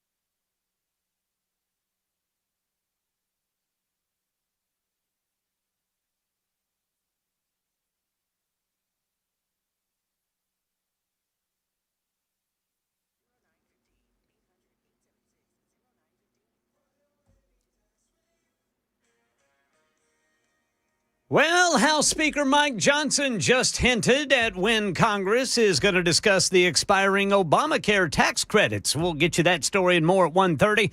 A Super Talk 99.7 WTN. Aftyn Bain in studio. She came in. Oh, my God, you're on TV right up there. Look at that. Oh, there's me. There you are. There's a murder right now. That's not you, although some people out there probably think so. All right, let's talk about, I gave several people out there 3 questions. Throw it out there. Let's talk about, first and foremost, why did you vote against the hospital bill? Is what a lot of people have asked. Yeah, it's a great question. I love that folks ask this and they're paying attention. So our certificate of need, which, by the way, the process was established in the 70s. It's a really outdated model. And so, I'm fully in support of certificate of need reform. However, my issue was that it didn't expand Medicaid for the 300,000 working Tennesseans, of which would benefit from health insurance. And so I told them if Medicaid expansion wasn't included, then I wasn't going to vote for it. Okay, there's that one. The next one is, this one's rather interesting, and I've gotten this probably 30 times today. Why do you hate country music? I don't hate country music. No, I heard it. Nobody can take back anything they've ever said before in the history of mankind. Why do you hate country music? First of all, I was conceived after a George Strait concert. Okay. So let the verdict show. 2, those comments were totally mischaracterized. I was, I launched into this upset, right? Because, I was, as any Nashvilleian, upset with, the tourism, the hot tubs, throwing water out of the pedal taverns, right? But it was a moment where I was lamenting about the issues with our city, but instead of complaining about it and sitting on the sideline, I decided to run for office and get involved. So, to all my pitch that you have upsets about your city, get involved. Country music just happened to be thrown in that. I do not hate country music, so. Okay. You do not hate country. So let that be said. Now, none of you will believe that, although somebody just said country music does suck. You can't win. You can't win. No, you can't win. Favorite country song, somebody wants to know. There you go. Amarillo by Morning, George Strait. Oh, there you go. It's probably the only one she knows, right? I can also sing it, so. Aftyn Bain's with us. So the other thing, and look, the reality is you're going to be working for the 7th, right, if you win this, but you're going to D.C. It's a whole nother world there. It really is. And you get there, what is that going to be like? Because you got the, Burchett just said, what did he say earlier today? You're like AOC, but not as friendly. And by the way, I've met AOC. She's very friendly. Aftyn's very friendly. And somebody said, why are you nice to her? Because she's our enemy. She's not an enemy. My God, you people. We all have to live together, y'all. We have to live together. My colleagues in the legislature would disagree with that. I have a lot of relationships across the aisle. I'm entering the federal landscape at a really tumultuous, polarizing time. But something I've done as a state legislator, as well as in the Tennessee House, is to build relationships. It's to de-escalate. Like I have a lot of personal relationships with a lot of these Republicans, and there's room to build. Right, like there are issues of which they agree with me, and I think I'll start with those issues. But the biggest thing for me is that we've had representatives that have sold us out, have not been committed to constituent services, have not leveraged every single lever of power that they have access to benefit their communities, and that is the representative that I will be in Congress. Again, it's a different world because you're going from essentially minor league baseball in some ways to Major League Baseball. It's the show, and that's a lot of what it is, the show. And as you're finding out over the last 2 weeks, it's a lot more. And how do you get stuff done? Like, how do you bring money back? That's the big thing. How are you bringing money back here to the 7th, to Tennessee itself? Because you're going there. Just because you're representing the 7th doesn't mean you're not representing also parts of America, because you're voting on something that is going to affect somebody in Cedar Rapids as much as it is going to affect somebody in your district. Yeah. I take it seriously. And I'll commit to holding town halls, even if you're yelling at me. And when you're yelling at me, I just hear you carrying loudly. The other thing that I've promised and committed on the campaign trail, we have access to a lot of funding that is not coming to Tennessee. And so I've committed for the first 3 months in office that I will do an audit of all the federal funding that we have access to, and then help police departments, help fire departments, help Black churches in North Nashville access said funding because they deserve it, right? And that's something that's been left on the table. Very much so. Talking to Aftyn Bain, she's here in studio, and we appreciate you taking time out today. Obviously, you voted, right? I actually don't live in the district. Oh, look at you. Yeah. How very, but see, you can't even represent yourself. Well, I represent myself in my House district. But what's been interesting about this race, I was really, it has not been a campaign issue that I don't live in the district because we're so gerrymandered in Nashville. And if you remember correctly, we had a consolidated Democratic district. The Republican supermajority cut it up into 3 districts. And Representative Mark Green, who had the seat that I'm running for, said, do not do this. It will backfire. And that's what's happening right now because they carved it up in such a way that now it's competitive because of the gerrymandering. And if anyone who tried to vote in that October primary, I mean, it was awful. People who said, I lived in the 7th for 10 years. Now I'm in the 5th. I don't know if I live in the 6th, 5th, 7th. It is a mess. And they've made a mess of this congressional district. And so it hasn't really been a huge issue on the campaign trail. Talking to Aftyn Bain, she's here out and about. What's your day like today? You going out? How many more hands can you shake? Well, I visited the Clarksville Fire Department and got this sick flat-billed hat that I'm going to be wearing all day. Looks like you can go out motocross right now. And we went to a phone bank at Davidson County in Nashville, and we're heading to Williamson to launch a canvas. I have a few interviews, and then our party tonight is at Marathon Music Works from 7 to 10. There you go. Will there be country music there? Fingers crossed. Fingers crossed. If you got the last pitch, you got 45 seconds. Tell everybody all the things that you want to say, good, bad, or indifferent, to the people out there who both love you and hate you. Mostly hate me, but a lot about you too. Running for the seat has been the greatest honor of my life. And I have talked to so many voters across the district who are struggling, and their struggle is my struggle. I feel it deep within my heart. So as I said, if you are upset with the chaos of what is going on at the federal level, and I just want to take a moment, the government shutdown, I think a lot of it wasn't that, the Democrats were holding out to ensure these subsidies. Republicans, didn't want to hold the subsidies. But what was really resonant, I had a healthcare town hall in Clarksville, and a Black female veteran who works at the Social Security office there started crying. And she said, I know the Democrats are holding out for these subsidies, but she said, why do I have to trade my pain for someone else's?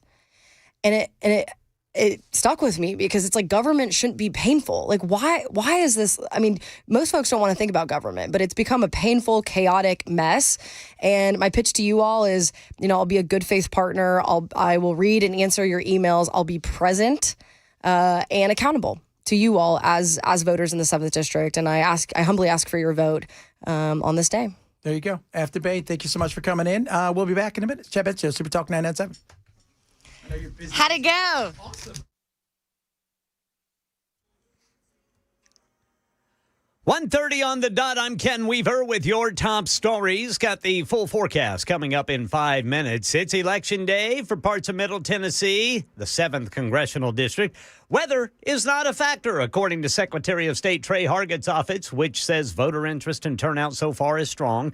Meanwhile, there's some confusion in Davidson County, where some voters are mistaking Metro Council District 7 with Congressional District 7.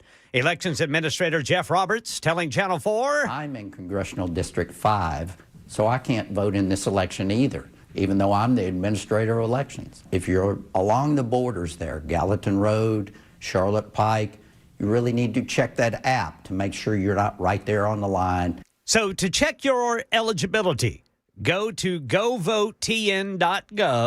Just fill in your address to find out. In our nation's capital, at a news conference today, House Speaker Mike Johnson said Republicans are planning to talk about the expiring tax subsidies for Obamacare next week. We're pulling those ideas together, and there will be a Republican response to this, okay? So I can't project in advance what that will be, because I don't know what the consensus is in that room. But you will see our sleeves rolled up and that work being done in earnest this week as we bring all that together. And today's Giving Tuesday, where people are encouraged to give back to their favorite charities. But federal officials with the FTC warn that it's also a day for scammers to take advantage of those who think they're donating to a good cause. More from ABC's Elizabeth Schulze with some tips to protect your money and ensure it's going to the right place. Double check the charity's website link. A lot of those will end in .org. At the bottom of the page, it will say that it is a registered nonprofit. The FTC says that the safest way to make a donation is with a credit card or check. If someone's asking you for cryptocurrency, wire transfer, or gift card, it is probably a scam. That's the latest news. Weather's next. I'm Ken Weaver, WTN News.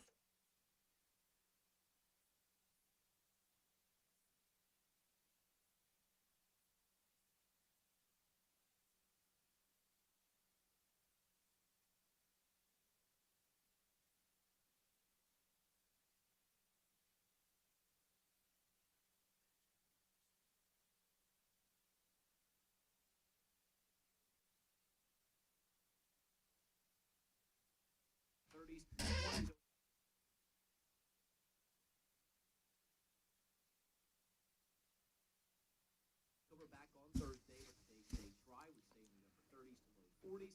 Friday will have a couple of rain showers return to the mid-state and look to dry things out by the weekend. All right, guys. Wellness Institute in Nashville. Painisbad.com. Painisbad.com. Big Daddy Trump special. $12. Comprehensive exam. X-rays if needed. They're going to explain the first diagnosis and get your first treatment right there. Who's that? Dr. Mitchell, Dr. Ashley. They're amazing. They are. Don't give up. Right? Do not give up. If you've got pain, whether it's your neck, your back, sciatic, whatever it is, there's no surgery needed. There's no spinal injections, no painkillers. They're going to get you back. They're going to get you back feeling good. They're going to get you back doing what you love to do, which is not be frustrated and angry. Get out there, walk, play sports. That's what it's about, living life. If you've thought to yourself, "It can't happen," yes, it can. Dr. Mitchell, Dr. Ashley can get you there. Call them today. It's the Wellness Institute of Nashville. 615-246-5009. 615-246-5009. Start your pain-free life. It is absolutely possible with the Wellness Institute of Nashville. I swear by them. 615-246-5009 or painisbad.com.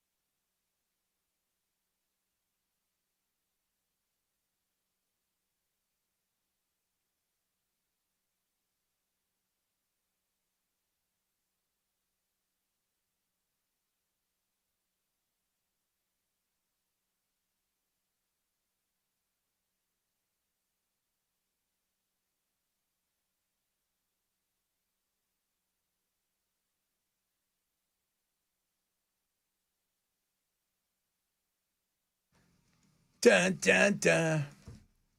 A lot of good hate, Ken. You'll be happy to know on the text lines. Oh, yeah? Oh, yeah.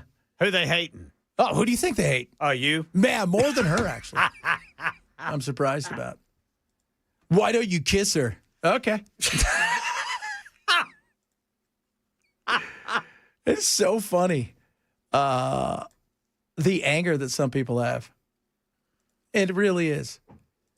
It is. You're horrible. This is only conservative. No, I care. I want to hear all sides. And I don't want to fight. What does that get us, by the way? What does that get you? We had a conversation. By the way, the questions I asked, all of you were sending text as many. And by the way, there was about 150. I can only get to so many, right? We had a limited amount of time. The fact she took time in to come in here today was cool.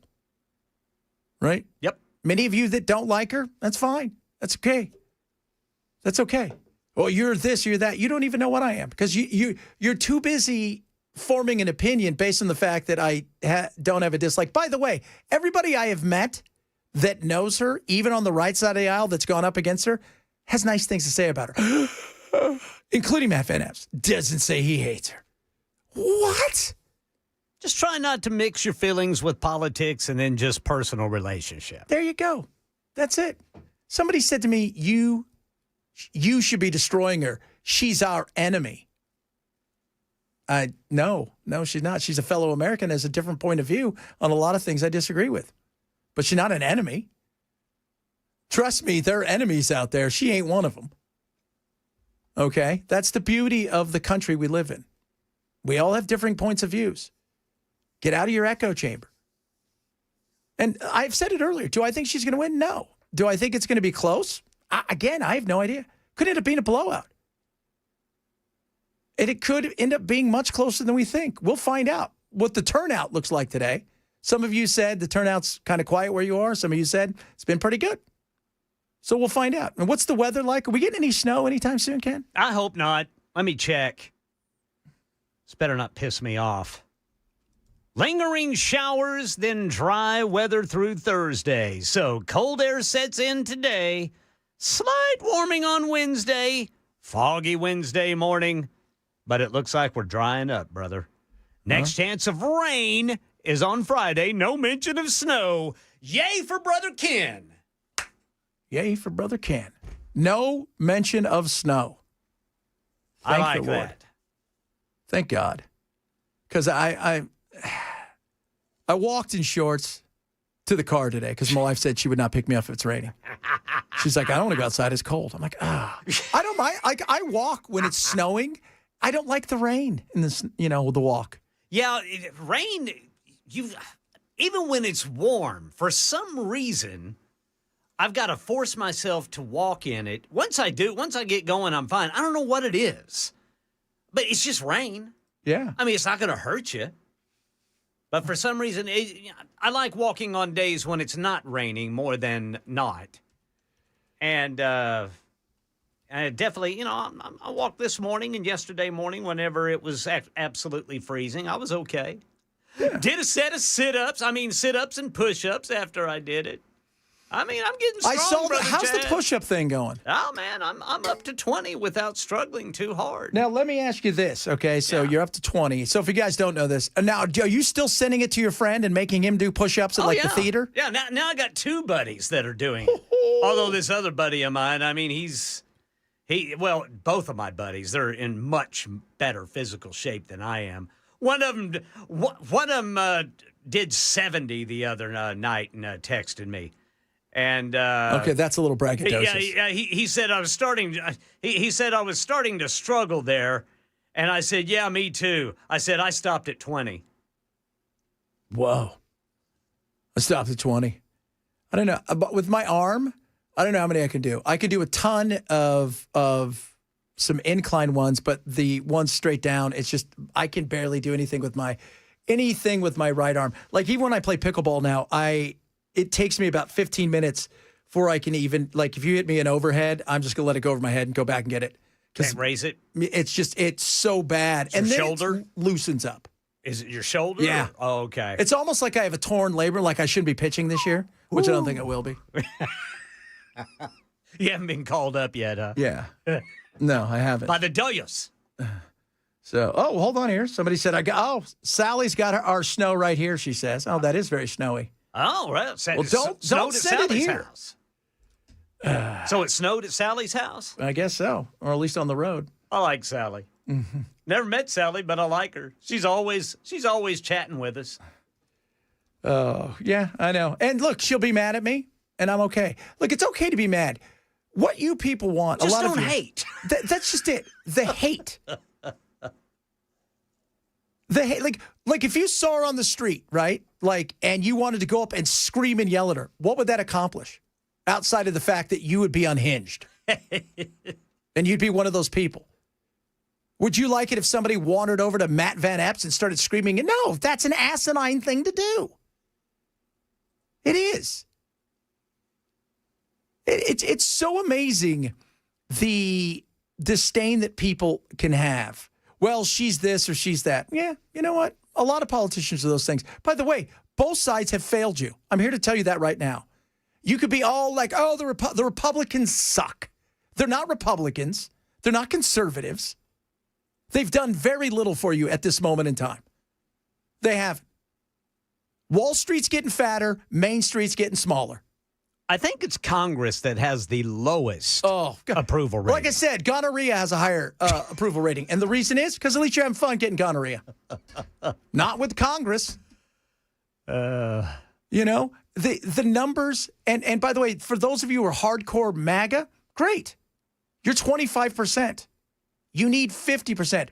What about the rest of the Republicans? What about the independents, which is what I tell you guys to focus on? Focus on the world of independents because they get you across the line. And they're not happy. And a younger generation, by the way, is not sold by ideology, is not sold by names or D&R. They're looking at results. And the results right now, I mean, people are frustrated. They are. It's carried over from the Biden administration. 100%. This isn't all Trump or the Republicans. By the way, both sides are corporations that have been digging deep in the pockets of Americans. You know what's shrinking? The middle class. The engine that built us, that many of you are shrinking. And your generation below, the kids that you're raising, unless you leave them stuff, they're not going to have the same kind of lifestyle you did. It isn't. And they're frustrated. And by the way, they're the biggest voting bloc. That 18 to 34, that's massive. That is. And surprisingly, they're not all just left. They're independents. They're right if they need to be. They're left if they need to be. People say, why don't you choose a side? Tell me an issue, I'll pick a side. It's that simple. But to say that I'm only this or I'm only that, sorry. Because that becomes cult-like. And what happens with cults? Well, they eventually get you to drink the damn Kool-Aid. Why is it always Kool-Aid? I was talking about that with my wife last night. It's never anything else. Nobody said, oh, geez, it's the root beer. Nobody ever says that. The Kool-Aid guy's like, hey, guys, what's up with this? Stop with the Kool-Aid. Stop with the Kool-Aid. And for those of you, why don't you have Matt Van Epps on? He was already on with Chris. I've invited him on the show a gazillion times. He could call in right now. He could.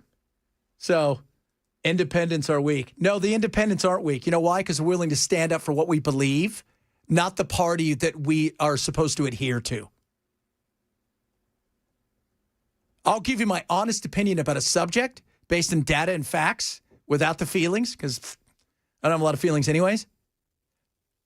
But I'm not going to go, I blindly follow you everywhere, no matter what side of the aisle that I choose. That's ridiculous. And yeah, you know, Matt Van Epps can call in. He's got the number. He can call in right now.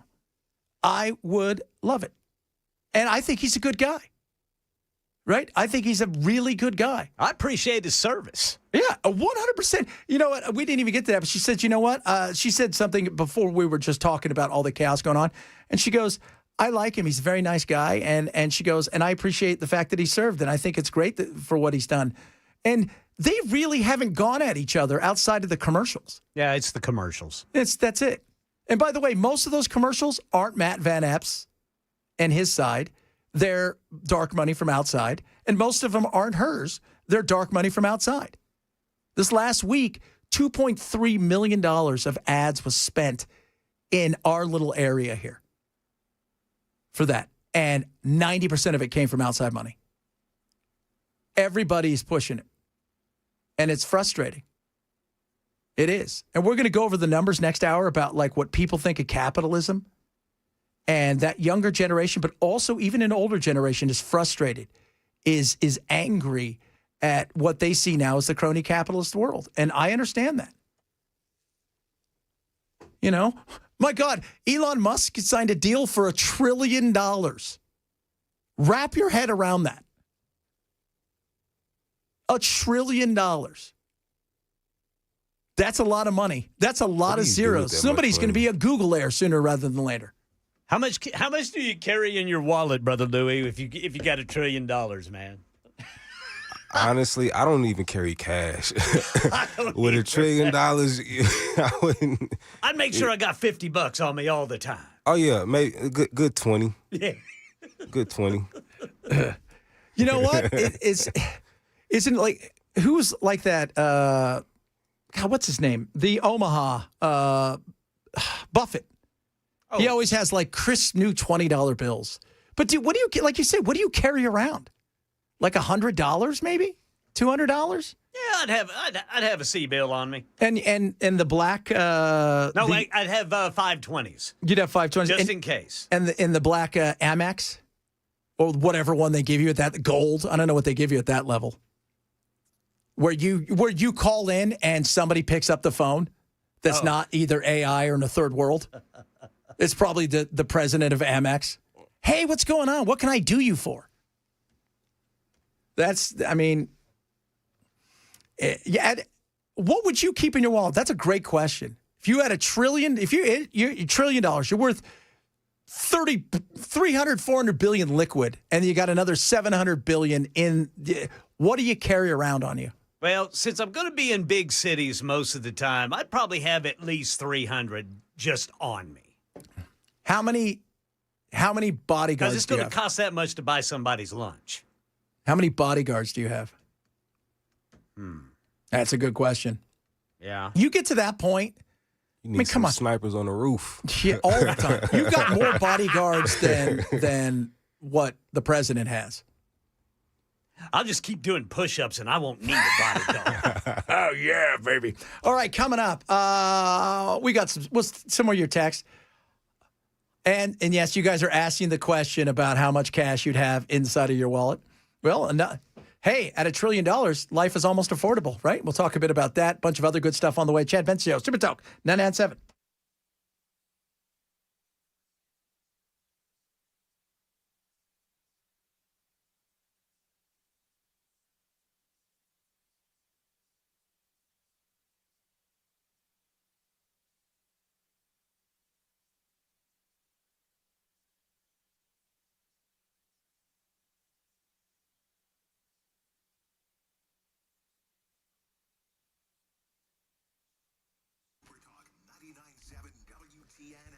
All right, guys. I got a great opportunity here for you to get some free silver. What? Oh, free silver. Tell me more, Chad. Ho, ho, ho. Right now, between now and the 22nd of this month, okay, when you buy $5,000 in gold from Birch Gold, they're going to give you an ounce of silver, which is up 60% this year, absolutely free, right into your stocking, which is great. By the way, 2026, Fed cuts, yes, no, weakening dollar, chaos globally, maybe an AI bubble. It's good to diversify and protect yourself. And with Birch Gold, you can do that. If you got an existing IRA or 401k, you could transfer it over, get it backed by a tax-sheltered IRA in physical gold. They'll help you with that. On top of that, they're going to show you why precious metals, gold, are so important to protect yourself in uncertain times. And trust me, there's a lot of that out there right now. So here's what I want you to do. I want you to talk to my friends, A+ rated by the Better Business Bureau, Birch Gold. Text the word Benson to 989898 now. They're going to get you out all the info you need. And you find out if you're if you're eligible for this offer. And this offer is good to the 22nd of this month. Text the word Benson to 989898 for your chance to get free silver from our friends at Birch Gold. Text the word Benson, BENSON, to 989898 for Birch Gold.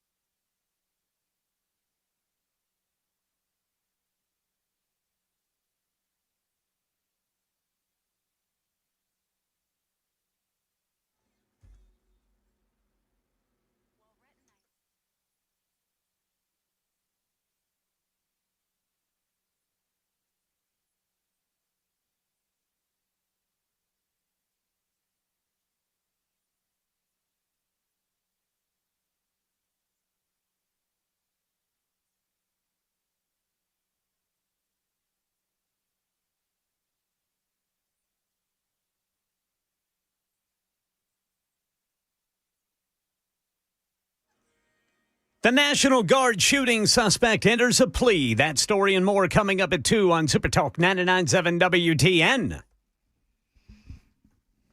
So he entered a plea, huh?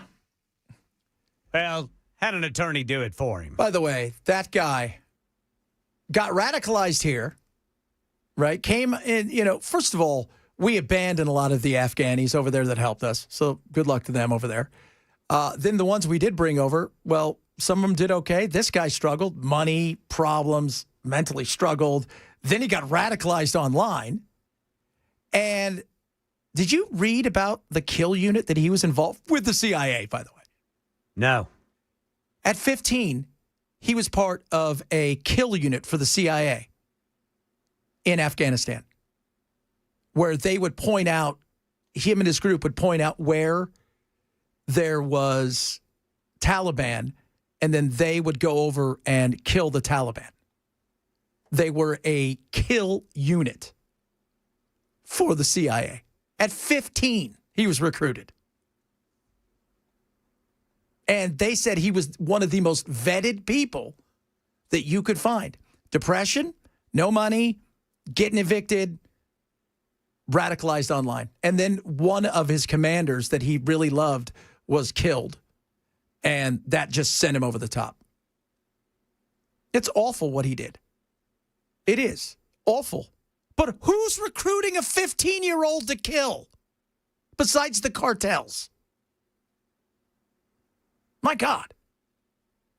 That's insane. Does anybody else find that insane? I mean, absolutely insane.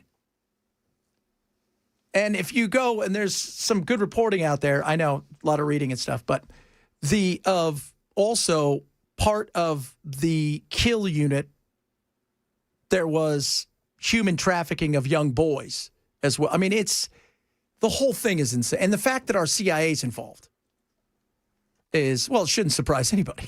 Really? Should it surprise anyone? I don't know.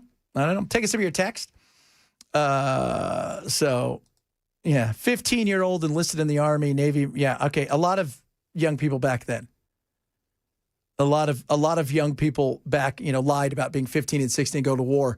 They weren't a kill unit, though, where they were going and executing people in the middle of the night. And we wouldn't allow that today. And 15-year-olds are different. My son's 15. He should be nowhere near a battlefield. Hell, I can barely get him to go to class. Because he just wants bike life. Come on, Dad. It's all about bike life. That's what it's going to be, Dad. I'm bike life. I'm going to go get a job. Because he just continues to tell me I'm not going to college. And he's not getting any argument from me or his mom, who's got 2 masters. She's like, I don't want any part of that. And then I get that. Uncle Sam has been dirty all over the world. There is no doubt about that. A lot of people... Okay, Ken. So a lot of people say $1,000 is what they'll carry. Yeah, that's this day and age. Yeah, because that should buy you 3 Big Macs. Yeah, I mean, if you get in a jam, that'll get you a decent hotel room, get you a meal, get you transportation somewhere. Yeah, somebody says, why don't you point out Elon Musk and his $1 trillion. It's a 10-year deal. It's not $1 trillion up front, and it's based on all kinds of stuff. It's the fact that there's $1 trillion being mentioned. Okay. He's worth what, 3, 4, 500 billion? It depends on the day, obviously. I mean, it's the kind of money. Let's just give you this for the average person out there. Based on the interest and based on the movement of the stock market, it's the kind of day where he's walking and he's got a new Bentley and he drops his keys. It's not worth his time to pick it up for his brand new Bentley. Think about that for a second. All right, coming up, hour number 3 of the program. We thought Aftyn was going to be on, but she was here earlier, and we loved her for that. We'll talk a bit about that, a bunch of other stuff going on out there. If you're missing the show, grab the podcast. It is the Chad Benson Show, Super Talk 99.7.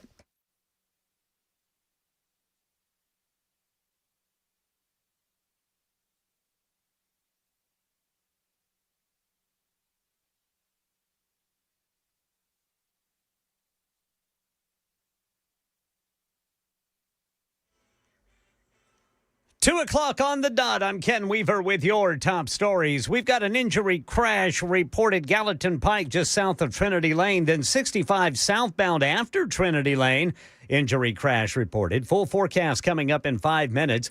Voting continues in Tennessee's 7th Congressional District. The weather not a factor, according to Secretary of State Trey Hargett's office, which says voter interest and turnout so far is strong. 6 candidates from which to choose. You got Matt Van Epps, Aftyn Bain, and 4 independent candidates, Teresa Terry Christie, Bobby Dodge, Robert James Sotheby, and Jonathan Thorpe. Congressman Tim Burchett on Fox News this morning with a warning for Republicans in this race. This is the proverbial canary in the cave. If Matt Van Epps, a qualified candidate, a district that Trump won by over 15 points, can't carry this thing, we're in trouble. Republicans are asleep at the switch. We pay attention to presidents because President Trump is a great president. We should be paying attention to him. But when it gets down to the other races, we forget about it. So a Democrat hasn't held this seat for more than 40 years. 8 people lost their lives in traffic crashes across Tennessee during the Thanksgiving holiday travel period. Fatalities reported in McNary, Shelby, Franklin, Marion, Washington, Wilson, and Williamson counties. 2 of those deaths occurred in Franklin County. Officials say the number matches last year's total. And the Afghan national, accused of killing 1 member of the West Virginia National Guard and wounding another, has pleaded not guilty to first-degree murder, assault, and firearms charges.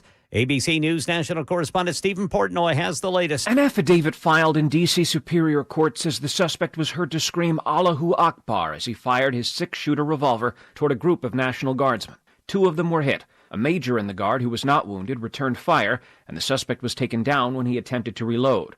Ramanullah Lachenwall appeared in court remotely from his hospital room. His court-appointed attorney entered a not guilty plea on his behalf.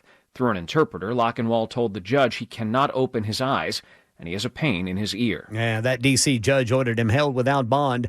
President Trump is announcing a new savings program called Trump Accounts for kids. Every child born between 2025 and 2028 will get $1,000 from the U.S. Treasury to start their account.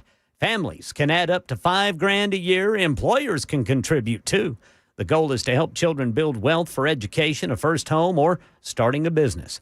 San Francisco is suing some of the largest food manufacturers in the world, alleging their ultra-processed foods have led to Americans becoming unhealthy, with U.S. cities shouldering the burden. ABC's Alex Stone. With a table next to him full of products Americans eat every day, some marketed as healthy, like strawberry Cheerios, Nutri-Grain bars, Wheat Thins, Hot Pockets, and Kraft Mayo. San Francisco City Attorney David Chu announcing the city is suing some of the largest food manufacturers for allegedly spending decades knowingly creating highly addictive, unhealthy foods, alleging they use chemicals and a model designed by the tobacco industry to get Americans addicted. Ultra-processed foods have created an enormous public health crisis. He claims they've led to diseases like type 2 diabetes, depression, and cancer. Alex Stone, ABC News. So Consumer Brands Association, the trade association that includes many food manufacturers, says they continue to introduce new product options, including healthier choices, and says there is currently no agreed-upon scientific definition of ultra-processed foods. That's the latest news. Weather's next. I'm Ken Weaver, WTN News.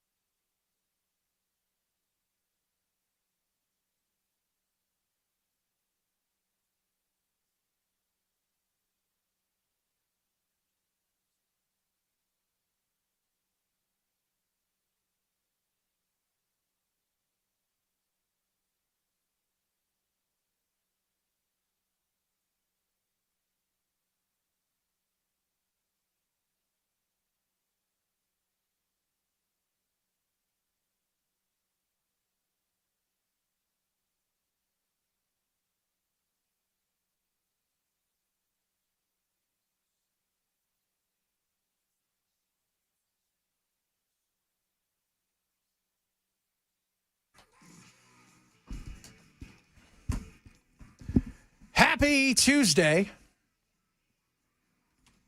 It is Tuesday, right?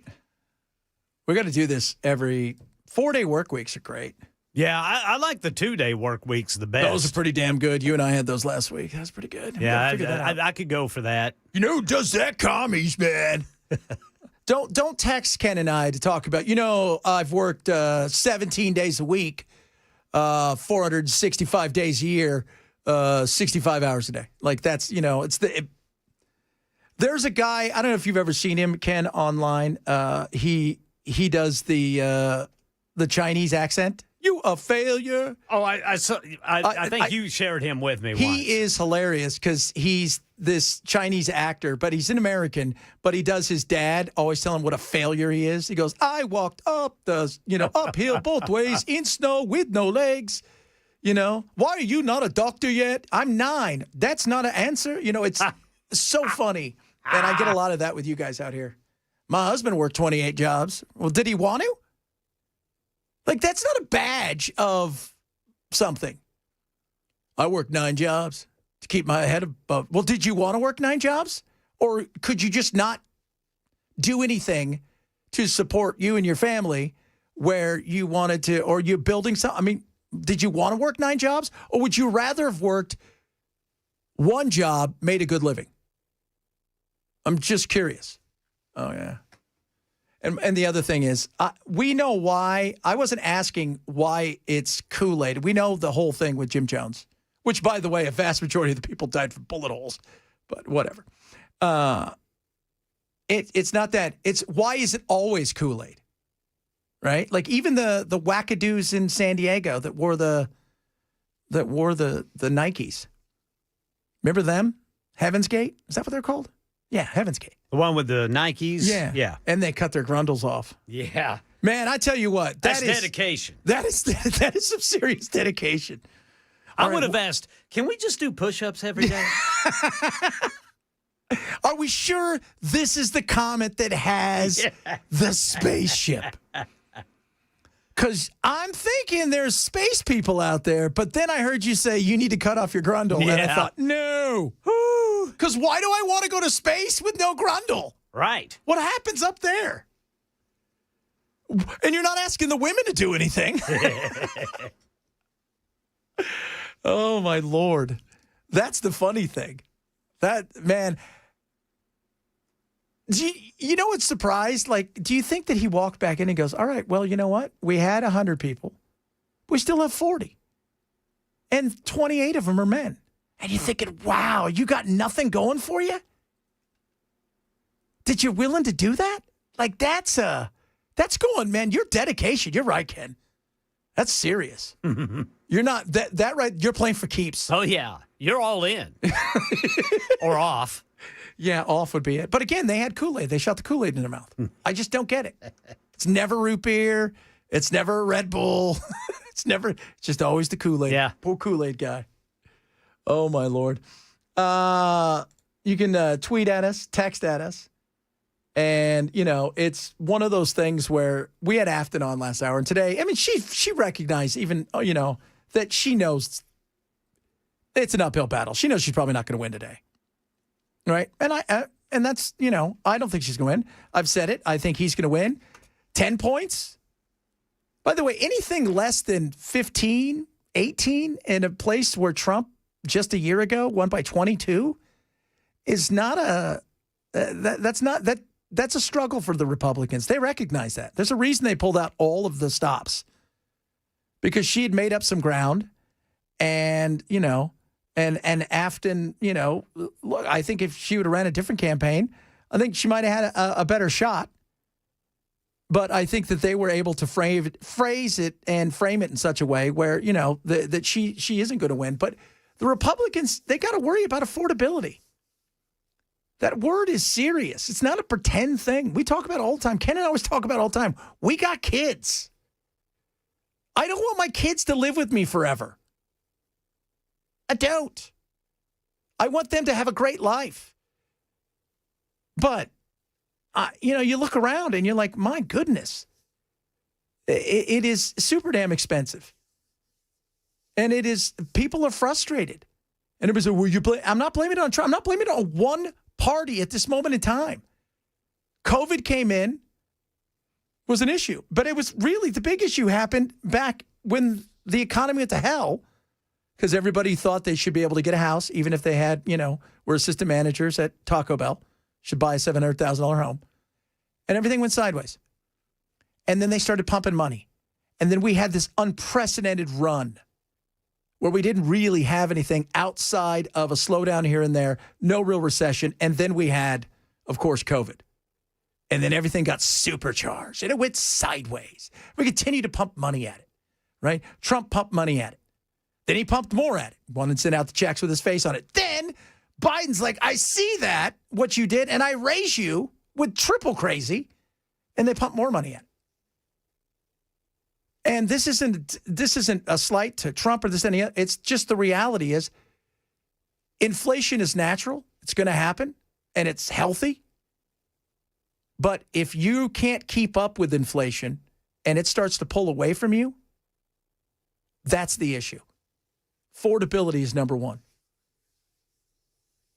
And look, one congressperson going to D.C., how much can they affect on that? Well, if the effect would be different if Aftyn was to win. First of all, if Aftyn is to win, I will tell you this. You could easily see God knows how many Republicans retire or say they're not running.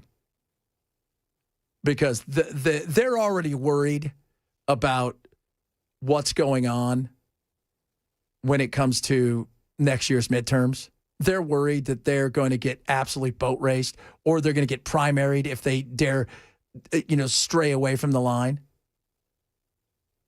And look, do I think we're going to have a mini recession? Probably. Do I think it's going to be horrific? No. Do I think we're going to get back on track? Absolutely. We're America. It's what we do. It's who we are. But we've got a lot of issues. And the problem is, issues are the issue. Meaning, if you want to have a solution, everybody's going to have to, bite a bit of the bullet. And nobody wants to do that. So they'll continue to smile and kick the can down the road. They did it with immigration, both sides. They did it with, what we've been doing now, the spending. I mean, the spending is out of control. Republicans are just as guilty. There's no conservatives anymore. There's no low taxes, smaller government, fiscal restraint conservatives. There's just, we want to spend our money over here. That's it. So, but how much can, Matt Van Epps or her do? Like I said, she could probably do a little bit more because it would put Mike Johnson in a much more precarious situation. But I do think there's going to be, from what I've been told, there's going to be several people in the new year, maybe even before the end of this, because they only have a couple weeks left before they're on, again, a recess. We're on winter break. I think you're going to see more retire, step away, say they're not going to run. And I get it. Politics too, by the way, a lot of the politicians I've talked to over the last several weeks, they're exhausted.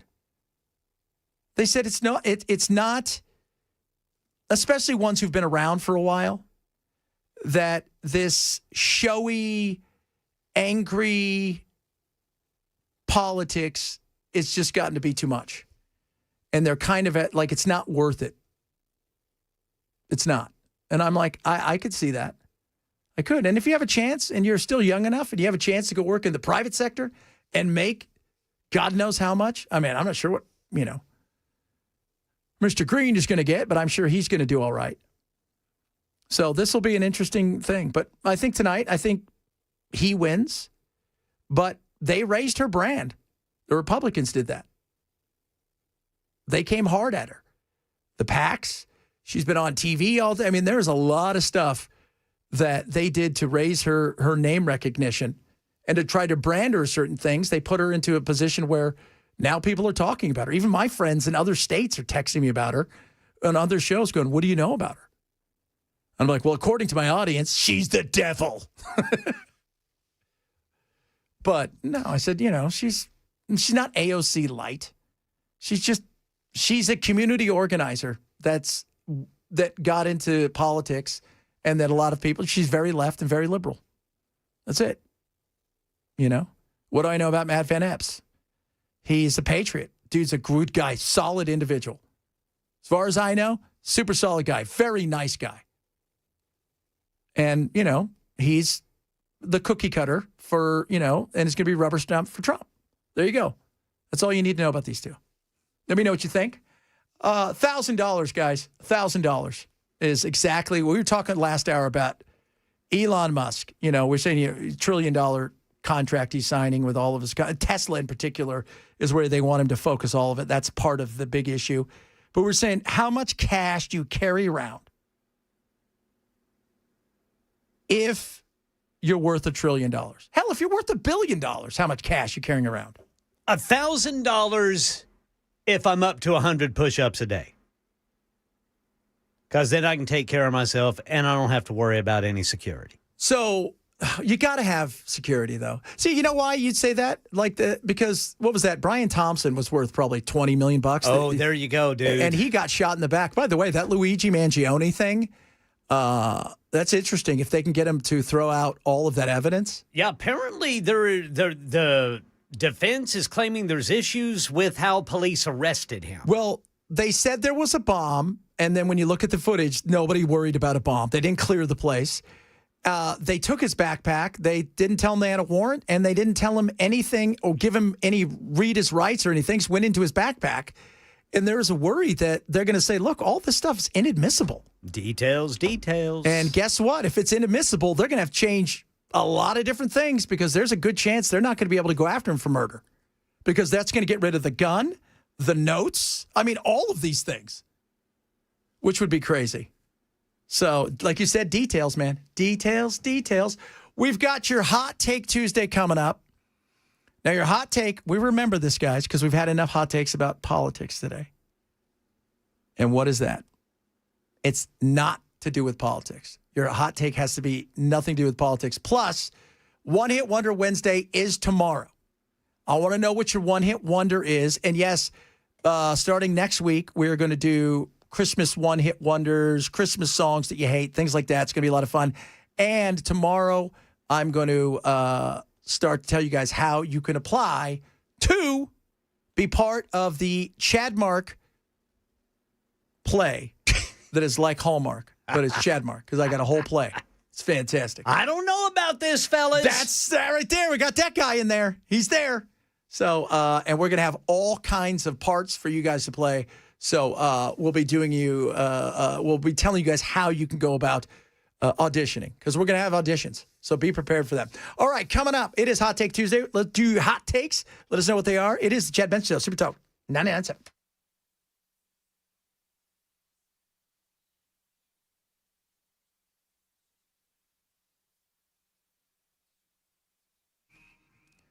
Prize Picks is amazing. Yes, some of your football season is ending there, your fantasy world. Do you know Prize Picks is the number one fantasy sports app in America? Now, why Prize Picks? Well, first of all, you can win up 2,000 times your money. Secondly, it's about picking more or less when it comes to your players that you know. It's not about teams. It's about players. It's about understanding the game, which you do. How do you choose those players? Well, you know those players because you play fantasy. Now, you can do basketball and football at the same time, hockey and soccer. You name it, you could do it across. And do you think that, I don't know, let's go out there and say Steph Curry's going to have X amount of three-pointers in a game, more or less. That Josh Allen's going to throw for more than 240 yards, more or less. That's how you choose. It is that simple. And they've got a lot of great things, Taco Tuesday, all kinds of great deals and ways you can do it. Early payouts, stacks, injury reboots, all of those things available. And getting your money's never been easier. Fast, quick, and secure with Prize Picks. This is what I want you to do. Download the Prize Picks app today. Use code CHAD. When you do, and you play your first $5 lineup, you're going to get $50 in lineups instantly into your account, win or lose. That simple. Download the Prize Picks app. Use my code CHAD to get $50 in lineups after you play your first $5 lineup. Prize Picks. It's good to be right. Must be 21 in Tennessee. Gambling problem. Call 1-800-889-9789.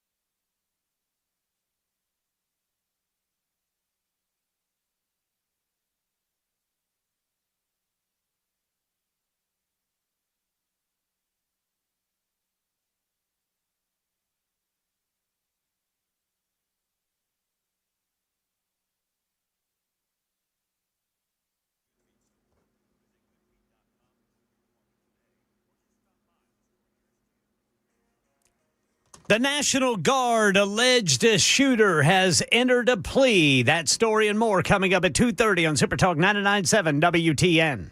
Oh, that guy.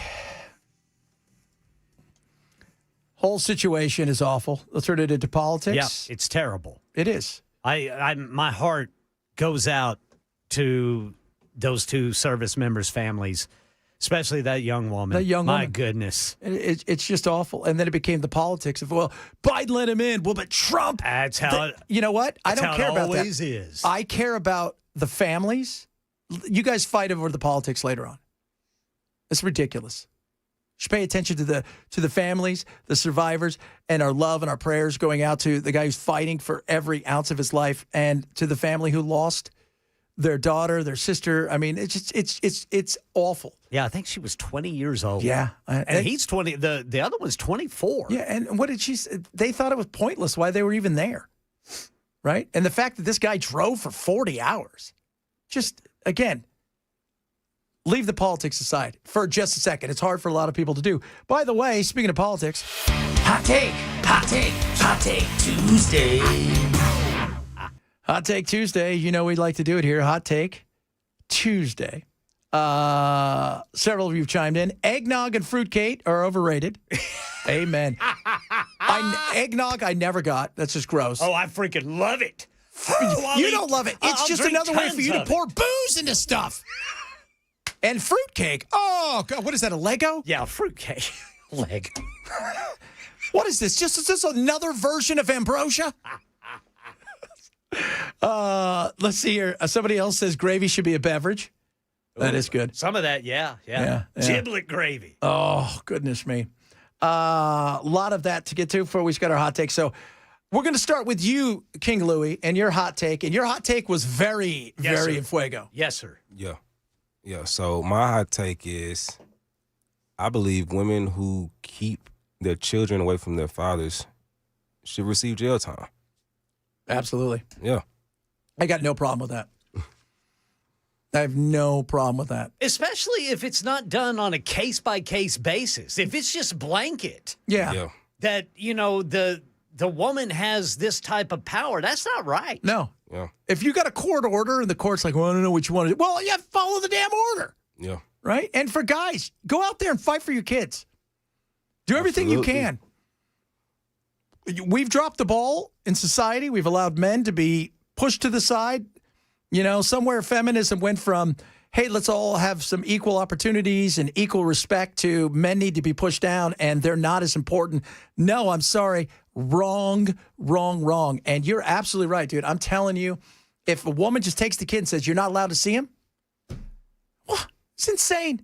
Yeah, that hurts that child. Yeah. By the way, that doesn't help her with the kid. Right. All it does is hurt her in the future in their relationship when they find out later on in life, oh, by the way, dad tried everything to get you, but mom wouldn't let it. Ooh. Yeah, see how that goes. All right, Ken, what do you got for us? All right. All I Want for Christmas Is You by Mariah Carey is a hostage situation disguised as a song. Doesn't matter if you like it, you're going to hear it. Yes. Oh, yeah. How many times? And it's not that I don't like it. It's always on. Yeah. Last Christmas and that one. Oh, the Last Christmas. Oh, my goodness me. Last Christmas I get... I saw Arnold, the guy doing Arnold last Christmas. I gave you my heart, and the very next day, you threw it away. It's right there on the ground. You threw it on the ground, and you crushed it. The soul, I could crush your soul. But yes, Last Christmas, but All I Want for Christmas is, well, she makes money off of it. It's good the for season. Her too, man. It's the season, man. I'm telling you, it's the season. For me, 3 days after Thanksgiving, throw all the turkey away. Sorry, there's nothing you can do. There just isn't anything. Even the neck? Just, because you've already gone through that part, right? You've got through the part where, it's like now you're just trying to find, is there any juices left? It's been in and out of the fridge, and it's been left out too. It's by Sunday afternoon, maybe you can have one last sandwich, but then right in the garbage. Because there's not enough mayonnaise on the planet to make it worth eating. At that point in time, it feels like you're eating cardboard. Yeah. I like the turkey tail.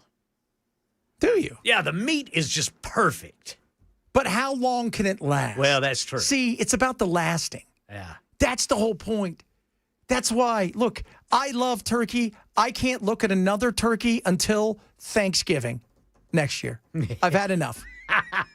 I told my wife we're having ham. Deal with it for Christmas, right? Honey baked, because I want something with candy on it.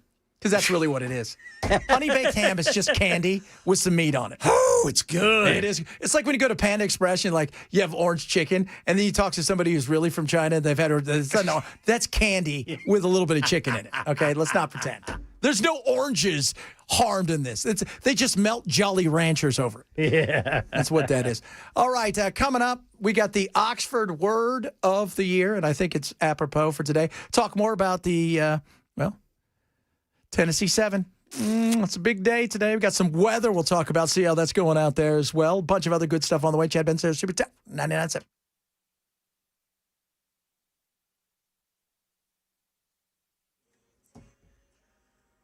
2:30 on the dot. I'm Ken Weaver with your top stories. Got the full forecast in 5 minutes. Right now, I've got 32 degrees in Music City, and it's probably about that cold in the 7th Congressional District, where it's Election Day. Voters choosing between a Republican, Democrat, and 4 people running as independents. Secretary of State's office reports strong interest and high turnout for this special election, despite the weather. Voters aren't staying home. The Luigi Mangione case. ABC's Aaron Katersky has more on the officer who found Mangione at a Pennsylvania McDonald's days after the murder of United Healthcare CEO Brian Thompson. Officer Joseph Detweiler from the Altoona Police Department is seen on his body-worn camera entering the McDonald's all decked out for Christmas with a wreath on the door next to the $5 meal deal advertisement, walking straight to the back where he encounters a male sitting against a white tiled wall accented with a gold tile stripe with a half-eaten sandwich and hash brown, asks his name, and according to police, Luigi Mangione gave a fake name, Mark Rosario, and produced a fake ID from New Jersey. Yeah, the defense is trying to get some more charges tossed in this case. An Afghan national accused of killing a West Virginia National Guard member, injuring another, has pleaded not guilty to murder, assault, and firearms charges. A D.C. judge ordered him held without bond. Court documents say Ramanullah Lakanwal shouted "Allahu Akbar" before firing a revolver at the guardsman. And San Francisco suing the nation's largest food manufacturers, claiming they are knowingly making mass-produced, chemical-filled foods that are making us unhealthy. ABC's Alex Stone. Alleging many of the foods Americans eat every day are making people sick, even those marketed as being healthy, like strawberry Cheerios, Nutri-Grain bars, and Wheat Thins. San Francisco City Attorney David Chu is suing some of the biggest food manufacturers, claiming their foods have been formulated with chemicals to make them addictive, while making Americans unhealthy and putting the health care costs on the public. We have reached a tipping point in the scientific research about the harm of these products. He alleges the food industry learned from tobacco how to make certain foods addictive without consumers' knowledge in order to increase profits. Alex Stone, ABC News. So the food industry trade group says in response that the brands have introduced new products that reduce sugar and sodium and no synthetic color additives. That's the latest news. Weather's next. I'm Ken Weaver, WTN News.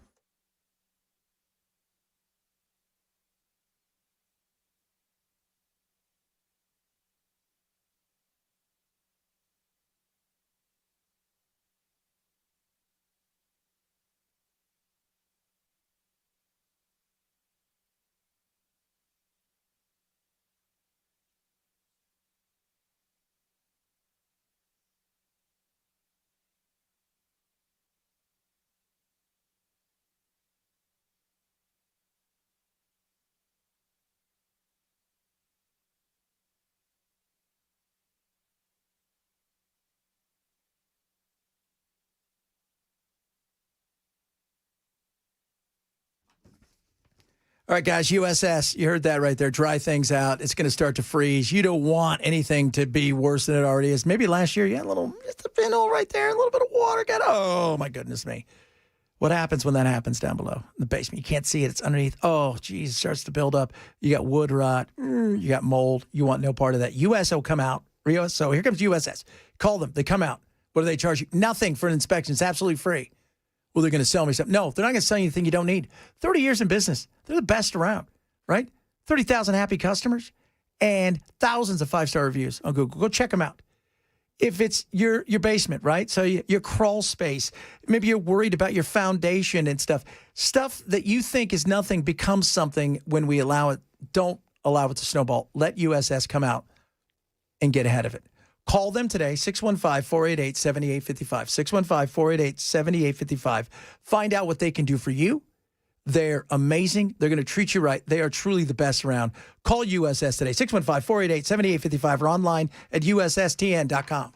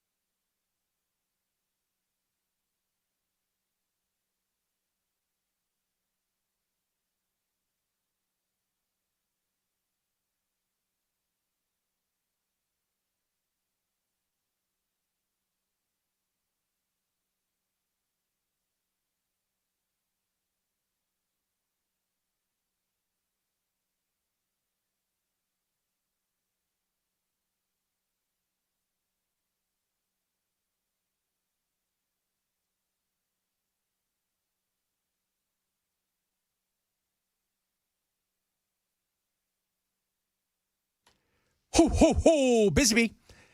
This December, Busy Bee Plumbing, Heating, and Cooling is spreading the holiday cheer with amazing deals and community giving, which is always great. First, help us make the season brighter. Drop off a new toy at Busy Bee headquarters in Lebanon for their toy drive, benefiting less fortunate families in Wilson County. And while you're giving, treat yourself. Upgrade your water heater this month and get a free 10-year parts warranty. Some exclusions apply. Now, if you want more, join the Busy Bee Beehive Club membership, which is incredible, for free. Bake a Buzz the Bee cookie. That's what you got to do. Snap a pic, tag them in it. Busy Bee. Next thing you know, free membership. Plus, when you book an air duct cleaning, buy the middle package. You're going to upgrade to the deluxe for free.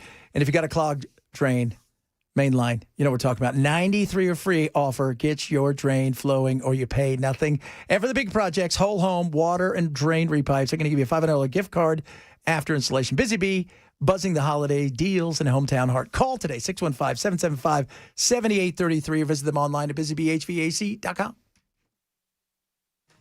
Bow to bow, wow, wow, wow, wow, wow, wow. We had Aftyn in earlier, and it's Chuck Todd and all them are on the television. They're on the television today talking. And, you know, even when Aftyn was in here and the hate that we got, mostly towards me, she's like, does everybody hate me? I said, a lot of people do, but not everybody. Most of them are mad at me. Somebody said this, why are you talking to the enemy? I'm like, I don't really, what? What are you talking about, sir? I'm assuming it's the sir. And if it's not, I apologize. But they're not enemy, right? We've got to get out of this, oh, this person doesn't believe in the politics that I believe in, so they're the enemy. Okay? The extremes, by the way, on the right and left are closer together than you think. And we've got to stop that. We've got to most of you out there, you're not that way. You're not. I know that because I talk to a lot of you. You're not that way. Most of you out there are level-headed, and you're conservative. Somewhat, by the way. You're not that conservative when it comes to weed. And we've talked about even abortion on here, and they're like, you know what? I'm not for it, but, you know, I think 12 weeks is fine. So you'd be surprised, even what your neighbor thinks. Was it Kansas that voted on it? Was it earlier this year? I think it was Kansas. And they thought of getting rid of abortion altogether. They got it on the ballot. What happened? They kept it. Kansas. Like maybe the buckle of the Bible Belt, somewhat. when you think about how conservative Kansas. And they said, no, we're going to keep it up to 12 weeks. So you never know what the neighbor is. You never know. But we're all too busy living in the tribes, and we've got to stop that. You know, we like to have fun here, and everybody's like, why did you not yell at her? And I'm thinking, that's not how you have a conversation. Try that tonight, okay? I want you to do that. Try that tonight. Go home to your wife or your husband and just start screaming at them over something you disagree with. Then text me tomorrow and tell me how that went. Right? Do you think that's going to go well, Ken? Do you think that goes over well with everybody? I must say no. I stopped doing that a long time ago. Yeah, it just doesn't get you anywhere. All right? That's just it. It doesn't. Oh, Jason, get this communist lover off the radio. I love that. Jason's Commie joking. lover. Jason's joking, by the way. I'm a commie lover, and the next guy's the guy who hates everyone. Oh, my goodness me. It is hilarious. We got to stop demonizing. Rage bait is the Oxford word of the year. Rage bait. Oh, my God. Rage bait. Chris Cuomo's going to tell us all about rage bait. The Oxford word of the year for 2025. You know what it is? Rage bait. Online content deliberately designed to elicit anger or outrage, and this is the part that kills me, in order to increase traffic or engagement. Man, we're not even hiding it anymore. Why did they pick this word? Use of it tripled this year, and it seems to be a fundamental aspect of dominant culture. And that's sad. We've allowed the rage bait world to dominate way too damn much. Right? And here's the thing.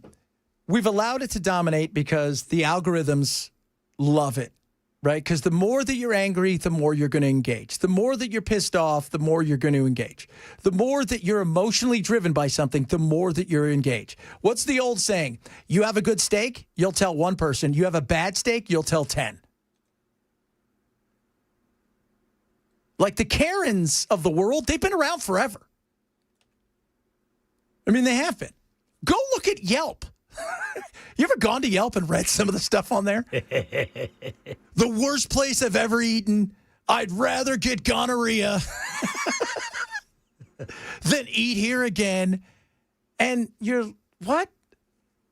We love to be. That should be our national pastime. The Olympics should be, hey, this year for America, here comes all the Karens. They're going to bitch their way to another gold medal. That'd be great. Wouldn't it be awesome? You know?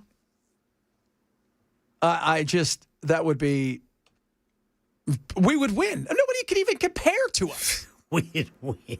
Nobody could. We'd take the gold, silver, and bronze. I mean, nobody would even compete. They would just look and go, Fruit. And I would be better than the breakdancing they did last summer, which I was highly disappointed about. That was... I was so disappointed. Everybody there was. I mean, about 15 seconds into it, everybody said, all right, this person's not serious. No. Well, because you had the chick from Australia. Right. She was great. And she started hopping around. Like, what the hell's going on here? That was great. That was the best. That was just like, what was her laser? What's her name? They called her Laser Beam. I can't remember. It was just, she was spectacular. And remember, she went home and everybody else was like, boo, we don't like you. You've ruined us. Yeah. But if we had a bitching competition, could you imagine the Karens all out there? They'd be griping about the medals they got. Can I talk to a manager? Can I speak to a manager? I love giving people the opportunity to have a voice. And I think it's the most important thing is, look, we can disagree, right? But we don't have to hate the people that we disagree with. I don't know where it says that. But the rage bait thing is real. Go online. I see it in your text. I see it in the stuff I get. A lot of you, by the way, who don't even like her, still were like, it's nice to chat her on. And good to hear her voice. That's fine. That's it. Well, you don't have Matt. I've had Matt Van Epps on, by the way, just to let you guys know. and we've invited him on numerous occasions during the primaries. Chose not to come on. During this, he came on once for 30 minutes, and we told him he could have called in today. That I'm going to give everybody a voice.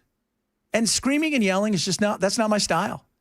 A lot of you who've watched the Fox News world over the last, or the CNNs, I was telling you guys, man, I watched this thing the other day, and it was Scott Jennings and Abby Phillips and 3 or 4 other people that I didn't know who they were. And it was 5 people yelling at each other. I couldn't tell you what they were saying. None of it made sense. It was just, that's what it sounded like. I'm like, well, you guys have changed my mind, and you've also had me change my channel. We have to start looking at each other out of the lens of politics, and just as our neighbors and friends. Don't have to like the politics. People say, well, why not? Because that's your identity. First of all, politics should not be your identity. You should be like a husband or a wife and mom, a human being. It shouldn't be, I voted for Trump or I voted against Trump. That's like crazy to think that's it. You know, I mean, that's the way it is. It is. And, you know, it is crazy that we have rage bait as our number one thing, because rage bait is through the roof and the algorithms are doing it. And guess what? Everybody's laughing to the bank. And they're picking cultural issues that mean very little to the average person, by the way, who's trying to pay their bills, who's seeing their premiums go up tremendously. Because I got several of those of you who text me, by the way, and said, hey, I was paying $500 for my health insurance. Now it's going to be $2,200 or $2,500. Oh, well, don't worry. That's serious. That's real, right? You stop thinking about, you know, whether or not weed should be legal when you're like, I can't afford ramen, let alone weed. Yeah. So those are issues and that matter, and everybody else is fighting over what? They're fighting over ridiculous things and whether or not their memes cut up in the right way and it gets the traction. It's so... We have fun with White Girl Wednesday. And by the way, I got some great ones tomorrow, too. Because Jess and them, because we haven't did it for 2 weeks. Oh, Jess, huh? Oh, she went off on a rant that is, again, well, there'll be a diagram because you have to get her back. And it always ends up with capitalism sucks, and so do men, and so do everybody else. And she does it the entire time while she's putting on makeup.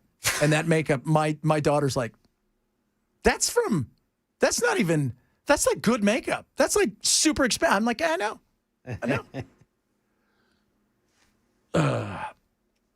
Yeah. I love how you lecture listeners. Phil loved his listeners and said he had the smartest ones. Well, of course, he's telling you what you want to hear. I didn't say you guys were stupid. No time did I say anybody out there. Well, there are a few of you were, but still, I never said anybody was stupid. Okay? It's the whole thing is, don't you want to expand, hear different sides? Maybe the side that you're listening to is just telling you what you want to hear. Is that the truth? If you can't challenge your beliefs, that's a scary thing, because that means you're living in that glass house. Every day I go, the first thing I do when there's a subject I want to talk about, I'm like, okay, let's find out what the other side is saying and what my side is missing or what the other side is not telling you. It goes both ways, unfortunately. That's what Ken and I talk about this all the time. You want to do a story? You better have 25 news sites you can go to collect all the data to put it together like a puzzle piece, which is frustrating. Which is absolutely frustrating. So, you know, I'm going to give everyone a voice, never takes callers. That's because I just did your text, right? We've talked about 25 different things in this show today.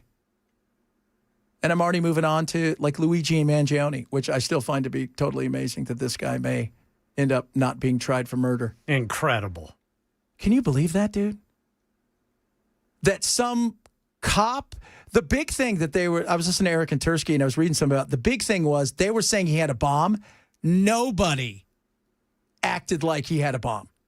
Like, if you think there's a bomb in a backpack, you don't casually walk over to him, chat with him, grab his backpack, and then tell nobody to leave the McDonald's. Don't worry, guys. He's got a bomb. You guys keep eating your Big Macs. Well, and I'm wondering if there is a technicality involving, whenever they go through his backpack, because that could have been did somebody actually say they were afraid he had a bomb, or was that just being used by authorities to just get free reign to go through his stuff? That might have been it. Which, again, and you can't do that. You can't do that. You're going to be some serious.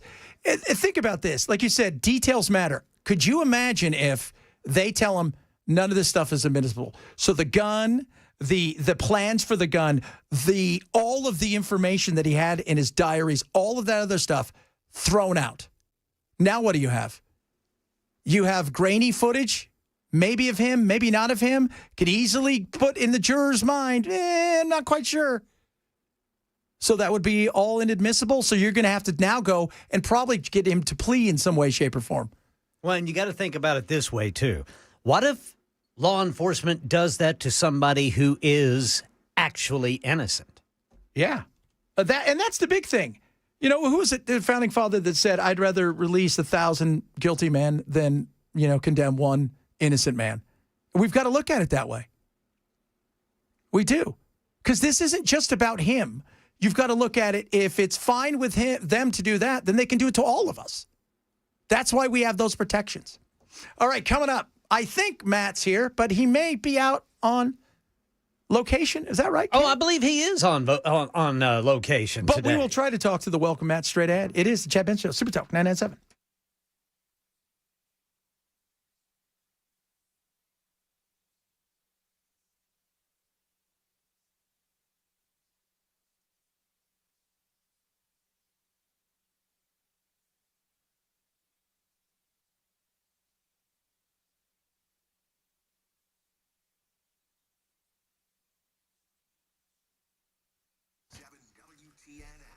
Relief Factor is awesome. Let me tell you something about Relief Factor. It's incredible. If you are like me, I'm getting a little long in the tooth. Sometimes just laying down and waking up for a nap. Your neck hurts, your back hurts, but that's just part of getting older. And 100 million of us are getting older by the second when it comes to in that 50-ish range and above. So what do we need? We need something that's going to help us. Relief Factor delivers that, right? With Cushiomin and resveratrol and all this amazing stuff that helps with those pathways, with the inflammatory response, and that's what we need. And I'm telling you guys right now, if you want something that is going to change the way you feel, that's going to give you back that opportunity to not be sore, especially when your muscles, this is about aches and pains in your muscles after you work out or do some heavy lifting or anything like that, this delivers that over and over again. 100% drug-free. You can take it every single day. And for less than a cup of coffee, $19.95, you can get Relief Factor, a 3-week jumpstart. I want you to try it right now. Go to relieffactor.com. That's relieffactor.com. Or call 1-800-4RELIEF. You tell them I sent you, say Chad sent you. You will not be disappointed. This stuff is amazing. That's relieffactor.com. Or call 1-800-4RELIEF for Relief Factor.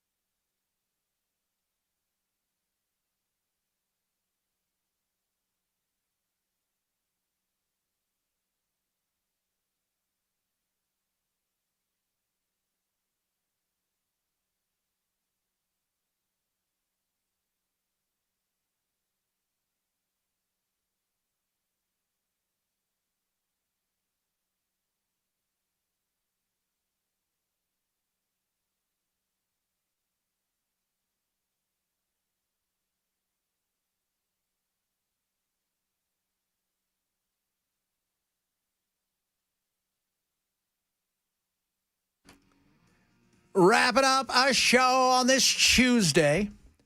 Happy Thanksgiving belatedly, my man Matt, who is out there today. I didn't even know where you were. Nobody bothered to tell me. Well, Chad, I'm at such and such a place. Are you there, Matt? Oh, no, we lost him. I'll miss you, Matt. I loved him, Ken. He was there for us for a minute. We're supposed to be having Matt on, but I'm not quite sure what happened. Things have gone sideways here. Not a shocker. Well, let's put Aftyn back on. No, you can't. I'm already getting more hate. I'm a commie lover. You know what's funny? Okay, so I'm a commie lover. So are commie? Whatever. I mean, it's just so ridiculous. It is so ridiculous. Should I say? She was joking earlier about she goes, yeah, I heard today that I want to bring Sharia law here. I go, well, that would work out well for you ladies, right? Man, I don't know why you guys complain about Sharia law. Think about all the cool stuff we could do. Yeah. Whatever we want, whenever we want it. You guys are missing the point. Chad, that's not funny. It is. Get over it. Yeah, this next person, what this person say here? This one's, you blow, commie lover. Thank you. Soccer blows just like Chad Benson. Somebody said, her politics are destroying us. It's like, okay.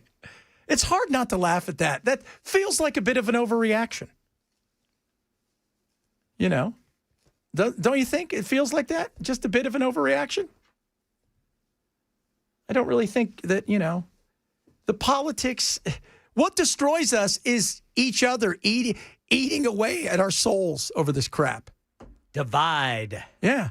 Our founding fathers knew we got nothing to worry about. We got a giant ocean, and then we got another giant ocean, and then we got Canada, and right. So we got our hat, we got our top hat, and we got our our huaraches down there in Mexico. We had nothing to worry about. And if anybody comes here now, everybody's got arms. They're not going to come here, so we got nothing to worry about. They did worry about us destroying each other from the inside, which is kind of what we're doing. But they didn't foresee things like what we have now, which is algorithms. They didn't. So, So, what is first? Sandra said, yes, Chad, because every woman wants to be beat where it won't show. That's what you guys keep telling me. They're bringing Sharia law here. Sharia law is not coming anywhere. Stop overreacting. Smile. And stop looking at your neighbors as if they're the enemies, if they support somebody else. Jason would like to eat her soul. I don't think you can do that, Jason. It's not very nice. You guys have a blessed rest of your day, right? Don't eat anybody's soul. Matt is apparently up next. Matt, I love you, brother. I miss you. And we'll do it again tomorrow. One Hit Wonder Wednesday.